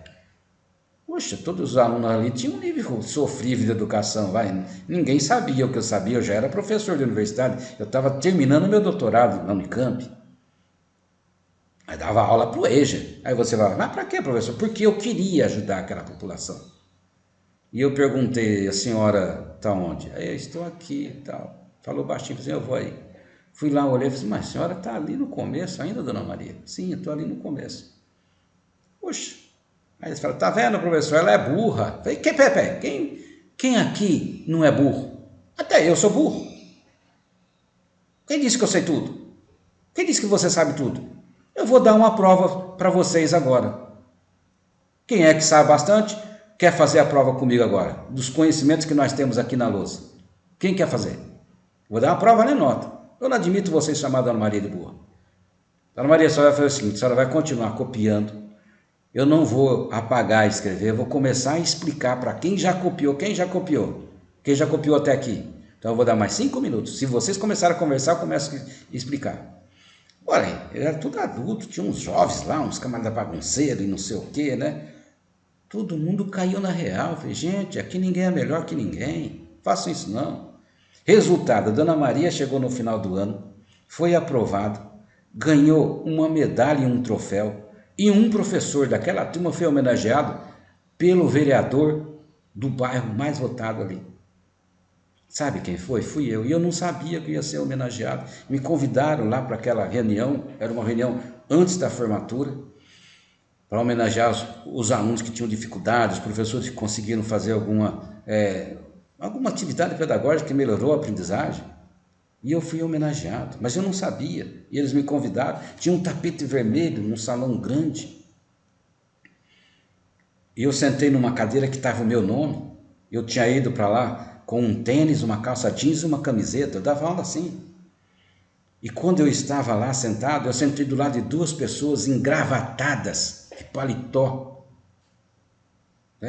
Não era um lugar muito quente, né? E não era uma época muito quente. Eles estavam com paletó, gravata. Só que eles 2 ficavam conversando. E eu atrapalhando os camaradas ali no meio. Parecia que eu não existia. E eu falei pro camarada que estava de cá e eu estava de cá. Eu nem, quando eu cheguei, eu cumprimentei eles, não me cumprimentaram. Eu sentei ali porque alguém me levou, sentou lá. Falei, seu lugar é aqui, professor. Eu sentei lá. Ninguém sabia quem era eu, estava o meu nome ali. E eu peguei e sentei. E eu falei pro camarada que estava de cá de terno, você não quer sentar no meu lugar? Eu estou me sentindo aqui eu estou atrapalhando vocês. Eu falei para os 2. E eu fiquei para lá. Eu não fiquei naquele lugar. Não era o meu lugar, não era o meu ambiente. A conversa deles era conversa de gente alta, alto nível. É claro que eu podia conversar com eles. Eu falei para vocês, eu estava terminando meu doutorado na Unicamp, não era fácil fazer doutorado naquela época. Eu ralei muito para chegar naquele doutorado. Eu trabalhava e estudava, não era fácil. Interessante, gente, que quando eles anunciaram a primeira pessoa que ia entrar era a Dona Maria. Tinha uma bandinha, tocou, levantaram as pessoas, gritaram, Dona Maria, Dona Maria. E tinha que ir um professor lá para buscar aquela pessoa. Era como se você estivesse conduzindo a pessoa para o saber. E eles falaram, o homenageado, o primeiro homenageado, pessoa que está em primeiro lugar de experiência didática e de aprendizagem aqui é o professor Josias. E estava lá a diretora que falou isso, né? Toda assim, bem vestida. Eu não sabia da reunião. Você não teria ido com uma roupa melhor, não estava fazendo descaso com ninguém, né? De terno não ia, com certeza. Mas quando eu fui lá, e a Dona Maria me abraçou, chorando, e os alunos gritavam assim, professor José, aqueles alunos bagunceiros, eu dava aula em diversas turmas, né? Aqueles alunos bagunceiros. Eles gritavam, professor Josias, aqueles 2 camaradas que estavam lá eram 2 vereadores. Um era vereador do bairro, eu nem conhecia ele. E eles foram para lá para homenagear o professor que tinha se destacado mais, era eu. Eles que me entregaram o troféu. Eu falei, poxa, nós não sabíamos que era o senhor, não sabíamos que o senhor fazia doutorado na Unicamp, não sabíamos que o senhor é professor universitário. Eu falei assim, por quê? Porque vocês estão engravatados, vocês não pensam na população, a não ser no dia que vocês vão votar, que precisar de voto da gente. Falei no microfone. Eu tive um tempo para eu agradecer. Os alunos gritavam, os alunos chegaram num êxtase quando eu falei aquilo. E os 2 vereadores ficaram lá como? Um era representante direto da prefeitura e o outro do bairro. Minha gente, nós precisamos nos preocupar com a nossa classe, que é o pobre. Se você não se preocupar com o pobre, você sobra um pouquinho de faixa, você já não se preocupa com a sua classe de baixo. Você só olha os que estão mais acima para chegar mais em cima ainda, nunca olha para baixo. Hein? Como pode ser assim? Professor com formação diferente, ele deve atuar positivamente sobre o estigma do preconceito no retorno das aulas à escola, né? estudo interrompidos, idade do retorno, dificuldades da adaptação, baixa autoestima. É isso que nós temos que fazer. Ué, o camarada já ficou tanto tempo fora da sala de aula, quando ele voltar para a escola, ainda nós vamos deixar essa pessoa ficar sendo estigmatizada, né, rotulada, tem dificuldades de adaptação, não sabe escrever, né? Imagina um pedreiro, ele trabalha o dia inteiro com uma enxada, colher de pedreiro, né, com tijolo. Como que ele vai chegar ali? Ele não tem uma facilidade para escrever, igual o médico, né? Tem aluno meu que fala assim, minha letra é de médico, vai fazer redação para mim, escreve tão feio. E eu falo, você tem que escrever melhor, essa letra sua não está boa. Não, mas professor, minha letra é de médico. Não, a letra de médico é de um jeito, né? Você vê a caligrafia do médico, você não entende, é um rabisco também, vai. Aliás, é proibido dar uma receita, o médico dar uma receita que você não consiga ler, né? Você mesmo tem que exigir. Olha lá a receita quando você está no médico e fala assim, não estou conseguindo ler, doutor. Me escreva aí bem. Quem tem que ler sou eu, não é o farmacêutico, não. E se ele der um remédio errado? Né? Bom, vamos em frente. Sólida formação continuada para ser também sujeito determinante e determinado em processo de aprender por toda a vida. Escola não é só para você se formar no ensino superior, faz um mestrado, faz um doutorado, faz um pós-doutorado, e daí nunca vai aprender tudo. Né? Informação tem demais, você vai na internet, você encontra melhor que essa aula que eu estou dando para vocês aqui. Não é isso que vale, não adianta você ir lá e fazer pesquisa, Ctrl+C, Ctrl+V, entrega um trabalho para mim, todinho copiado. Aprendeu o quê? Hein? Informação não é formação. Então, formação sólida, continuada, continua para a vida toda, não para nunca. E os princípios da EJA? Teorias da educação, filosóficas, sociológicas, psicológicas e pedagógicas. Que jeito! Então você tem que ser um pouquinho filósofo, um pouquinho sociólogo, um pouquinho psicólogo, ser um pedagogo. É difícil. Tem gente que fala assim, o senhor está ficando doido, professor. Tem colegas meus de universidade que falam, você está ficando doido. Eu sou um professor de matemática, não sou psicólogo. O aluno que quiser aprender, vai aprender. Se não quiser aprender, se vire. É por isso que nós estamos nesse problema tão sério na educação no nosso país, porque nós só nos preocupamos com o nosso umbigo. Eu não sou professor de português, por que eu tenho que corrigir erros de português do aluno? Quando eu fiz um projeto interdisciplinar numa escola da educação básica lá em São Paulo, e eu trabalhei com professores de história, de geografia, de matemática, de física, de química. Quem quis entrar no projeto, eu fiz e mandei para a CAPES. Eu já era doutor, né? Eu mandei para a CAPES. São projetos meus que viram artigos, viram trabalhos, né? Então, o que aconteceu? Um professor de matemática que virou muito meu amigo e depois ele entrou no projeto, falou assim, eu não quero nem saber, olha, eu fiz meu mestrado na PUC, eu fiz minha graduação na PUC, eu não uso 10% do que eu aprendi na graduação. E você quer que eu faça o quê? Sim, vamos trabalhar junto. Eles não estão entendendo os problemas de matemática, ele não sabe ler. Você precisa fazer de uma forma que ele precisa entender. E você quer dizer que eu não sei dar aula? Está me chamando de quê? Não estou chamando de nada. Vamos. Faz favor, me ajuda. E ele morava perto da minha casa. E ele falou assim, nós não podíamos trocar, um dia você vai de carro, outro dia vou eu e a gente volta, a gente não gasta tanta gasolina, você vai sozinho, eu vou sozinho. Ótimo. E nós fizemos uma boa amizade e ele entrou no meu projeto. Depois ele falava assim, olha, vocês querem aprender matemática, vão com o professor de português. E eu falava, vocês querem aprender português, vão com o professor de matemática. Era tão bom explicar os gráficos para eles, que eu tinha aqui com o professor de matemática para entender aqueles gráficos, para poder explicar para o aluno. E ele tinha que fazer uma pergunta agora para o aluno que ele pudesse entender e explicar aqueles gráficos. Né? Olha que bom. Estudos específicos no campo da EJA. Estudar parte para o EJA. Reflexões teóricas práticas da EJA. Ensino médio e cursos de formação profissional da rede da federal ou educação profissional. Então, todas as formações têm que ser voltadas para eles. Não pode sair fora disso. Né? Primeiro princípio, compreensão da inclusão da EJA. Incluir e não excluir. Segundo princípio, EJA integrada à educação profissional. O terceiro, universalização do ensino médio. O quarto princípio, trabalho como princípio educativo. O quinto princípio, pesquisa. O sexto, gênero e relações étnico-raciais. Então vejam, esses 6 princípios estão à base da EJA. É daqui que parte a educação para a EJA, né? A política partidária, ela está associada às ações que terminam com o mandato do dirigente político, por isso que nós temos muitas mudanças de político, nós temos mudança nos princípios de novo. Quanto mais mudam os políticos, mais muda aqui, apesar que as leis de educação, a LDB, o PNE, igual eu falei para vocês, o BNCC, político nenhum pode mexer, são políticas partidárias independente de partido, né? As políticas públicas têm que ter ações de desenvolvimento que ficam com a comunidade, permanece ali para a comunidade. Você não precisa sair daquela comunidade para você ser um doutor, você pode ser um doutor ali, pode ser um mestre ali, pode se preocupar e voltar para dar aula ali.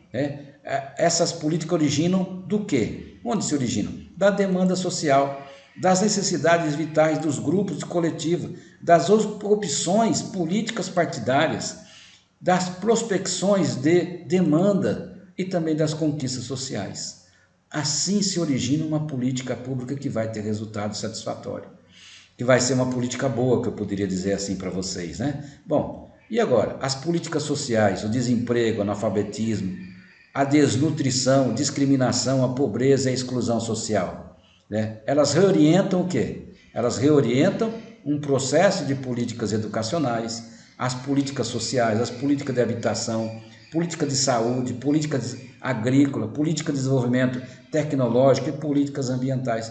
Essas são as principais, não quer dizer que nós não temos outros, Então, essas políticas sociais reorientam essas políticas aqui. Uma está junto com a outra, uma está interligada com a outra. Não tem jeito de você trabalhar sem essa realimentação. Elas vêm e elas continuam se alimentando. Se não houver esse intercâmbio, se não houver essa mútua cooperação, não há uma política social que possa resolver o problema. Não tem jeito, E as políticas do PROEJA, que é o Programa de Educação de Jovens e Adultos, São políticas educacionais que têm ações que atuam e que atendem às necessidades da comunidade escolar, E as políticas do PROEJA, como que elas são? Olha, ações que implementem a formação inicial e continuada na modalidade EJA para trabalhadores na possibilidade de qualificação profissional.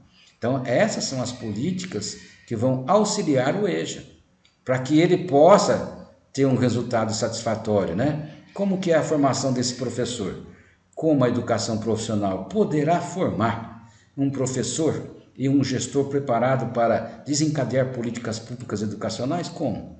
Educação continuada, proposta de capacitação do MEC, e de todas as formações que nós temos para trabalhar, E os alicerces das políticas do PROEJA, por exemplo, jovem e adulto como trabalhador e cidadão, trabalho como princípio educativo, as novas demandas de formação do trabalhador. Essas são as políticas que nós temos que enfrentar, do PROEJA.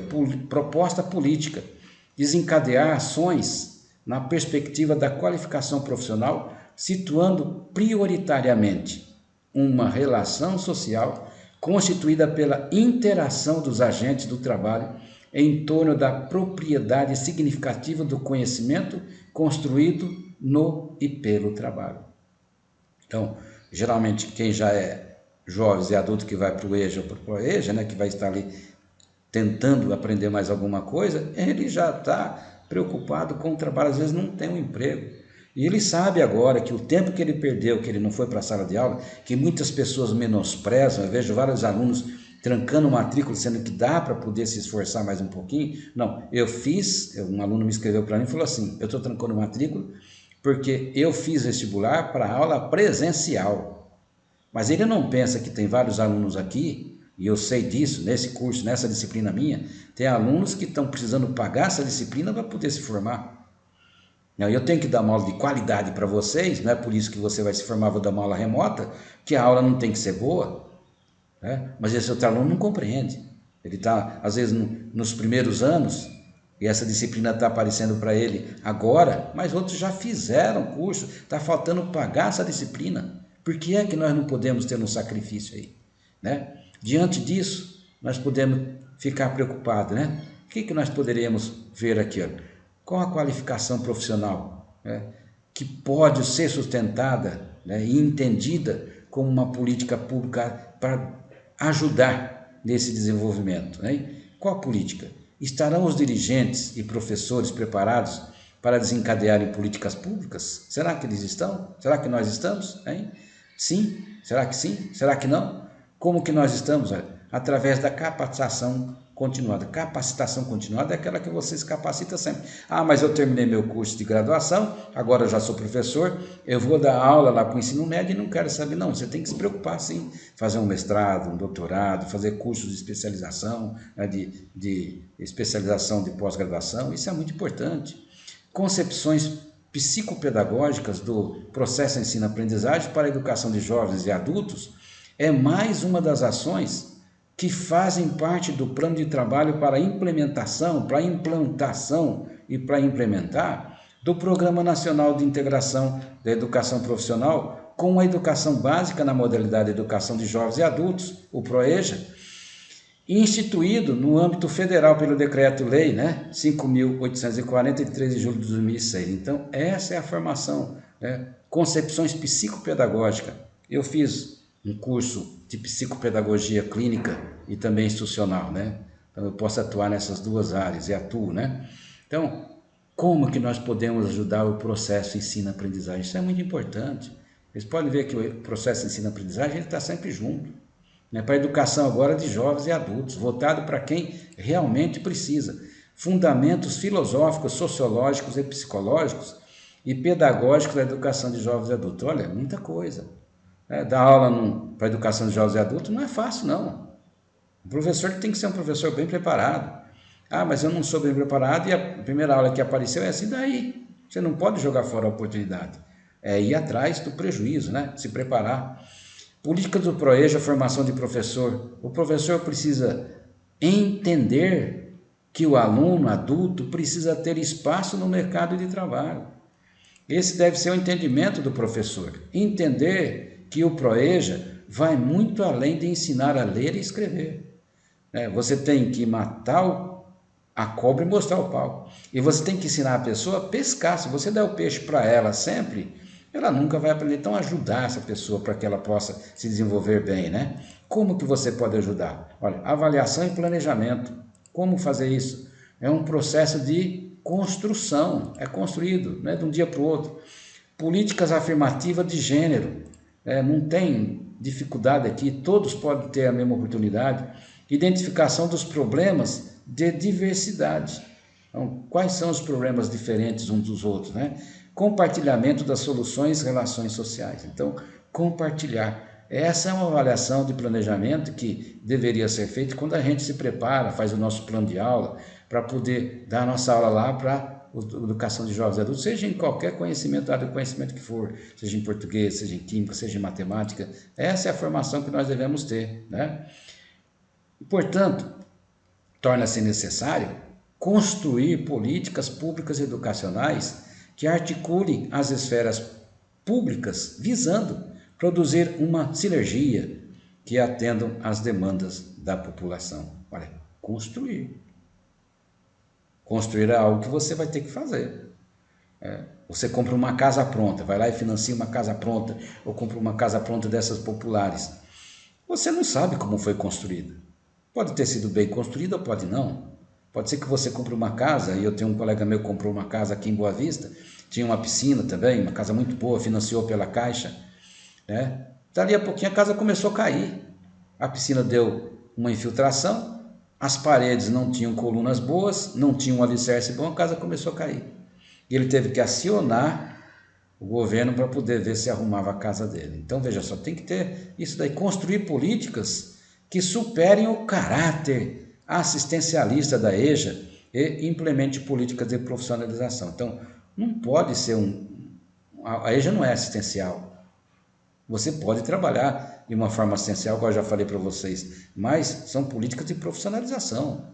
Quem vai para um curso do EJA, ele está procurando melhorias de qualidade de vida para poder arrumar um bom emprego. Essa é a primeira coisa, né? Construir políticas públicas que superem programas focais, fragmentados, imediatistas, assistencialistas, centrados no treinamento. Então, políticas que visam só aquele local, só o hoje. Não, você tem que visar o amanhã.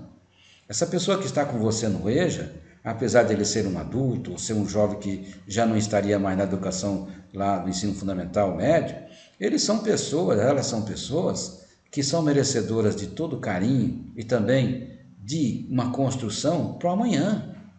Você colocar na cabeça dela que ela vai estudar, que ela vai vencer, olha, ela vai conseguir, né? Políticas positivas, né? Portanto, para entender e implementar políticas da educação profissional, EJA, significa o quê? Significa que deve acreditar que o projeto político-pedagógico é o elo articulador entre a ação e o sonho da comunidade e a comunidade da escola. Então, o PPP da escola, né, que é o projeto político-pedagógico, ele tem que estar voltado para essa função, ação e sonho da comunidade escolar. Então, quando o diretor, o coordenador, todos os atores que trabalham na escola, eles têm que ter voltado para esse mesmo entendimento. Não é essencialista a coisa, né? Acreditar que todo conhecimento adquirido deverá voltar para a escola como uma verdade, como uma ação, como uma proposta de transformação. Quando eu estava fazendo meu doutorado, eu fiz uma pesquisa em 10 escolas lá da Secretaria de Educação, né? Separei algumas escolas, né, de uma secretaria ou da outra para poder atender direitinho. Olha, interessante que esse conhecimento volta depois para a escola. E eu trabalhei com os professores e com os alunos das escolas, né? Então, uma ação voltada para a formação. E eu fui numa escola que ela era um brinco, apesar de ser uma escola da periferia. E eu fui em umas escolas centrais que elas não eram muito boas, não. O que acontecia na escola da periferia? Eu falei para vocês que aos sábados elas eram abertas, né, amigo da escola, e os pais se envolveram tanto com um projeto da professora de educação física, que ela montou aula de judô, montou lá peças de teatro. Tinha pai que ele era pedreiro, ia lá e ajudava a escola. Eles davam um jeito de fazer uma campanha, vendiam os negócios numa quermesse que eles tinham, arrumavam dinheiro, compravam cimento, a mão de obra não pagava. Tinha pais que eram administrador, né, contador, começaram a ajudar a contabilidade da escola, o dinheiro que eles ganhavam, tudo, né, faziam direitinho a contabilidade deles, foi ajudar lá no meio de todas as comunidades que eles tinham, os projetos da escola, né, de ação social. Outros eram pintores. Por fim, a escola não foi mais pichada, por isso que ela era bonita, bem feitinha, não tinha parede trincada, quebrada. E o governo do estado economizou muito com isso, com uma política da professora que dava aula para o EJA, que trabalhava também na escola com os alunos do ensino fundamental e médio. E o que ela fez? Ela criou esses programas para usar no final de semana, mas ela tinha que ir lá no final de semana. Ela não ganhava um centavo para ir lá naquela escola no final de semana. E eu conversava com os outros professores das outras escolas, assim, olha, o projeto, não, mas eu vou trabalhar de graça para o governo? Aqui que eu tenho que trabalhar. Só que aquela professora conseguiu reverter aquela comunidade, ajudou demais. Isso que é importante, né? Acreditar que todo conhecimento precisa passar por uma reflexão e ação, num processo investigativo permanente, orientando o planejamento do professor. Permanente. Reflexão e ação. Ela age sobre o que você já fez. Reflexão, ação, reflexão, né? Então, toda vez que você trabalha isso, é uma formação do Perrenu, né? Ele fala assim, ó, nós precisamos trabalhar sempre nessa formação. O que você vai fazer? Que ação vai ser? O que vai acontecer? Voltar de novo para cá? E esse processo é um processo investigativo permanente. Está dando resultado? Tá bom? Se está dando resultado, eu não vou fazer mais nada, não. O ideal é ter reunião periódicas, né? Para verificar o que está sendo bom, pode melhorar. E o que está sendo ruim, para. Se nós fizéssemos reuniões assim sempre, né? O que está dando errado? Está dando errado. Por que está dando errado? Isso não dá para continuar, então, né? O PROEJA deve acreditar que o papel do ensino do adulto vai além da reconstrução curricular da escola e que esta ação deverá fazer parte do cotidiano pedagógico do professor, como eixo de articulação entre a teoria e a prática, entre o sonho e a realidade. Olha que bonito, né? Está aqui no papel, é muito bonito. Você deve acreditar, mas eu acredito. Mas será que a gente acredita de coração mesmo? Esse dia eu falei, eu trabalho por amor. Um dia a UER foi entrar em greve, eu era coordenador da área de humanas. E eu já tinha sido chamado pelo reitor para dizer assim, a sua área não pode entrar em greve. Você tem que trabalhar lá com os professores, o governador já falou comigo, não sei o quê. Puxa vida, né? O reitor era indicado pelo governo e o governo gostava muito de mim. Eu não sou político, né? Mas como eu sou um professor, ele acabou me descobrindo nos projetos que a gente tinha para o CNPq e a CAPES, e nós acabamos criando alguns projetos para a universidade e o governador acabou participando, querendo ou não, desses projetos, e acabou me conhecendo, né? E eu recebi o recado de cima para baixo. E a coisa foi apertando, foi apertando. Em São Paulo, o governo aumentou a passagem de ônibus 20 centavos e a população se uniu. Eu não sei se vocês são dessa época, se uniu, né, e parou a cidade inteira. Todos os outros departamentos, saúde, educação, segurança, tudo parou porque o governo não atendeu e falou assim: não vou baixar, e acabou.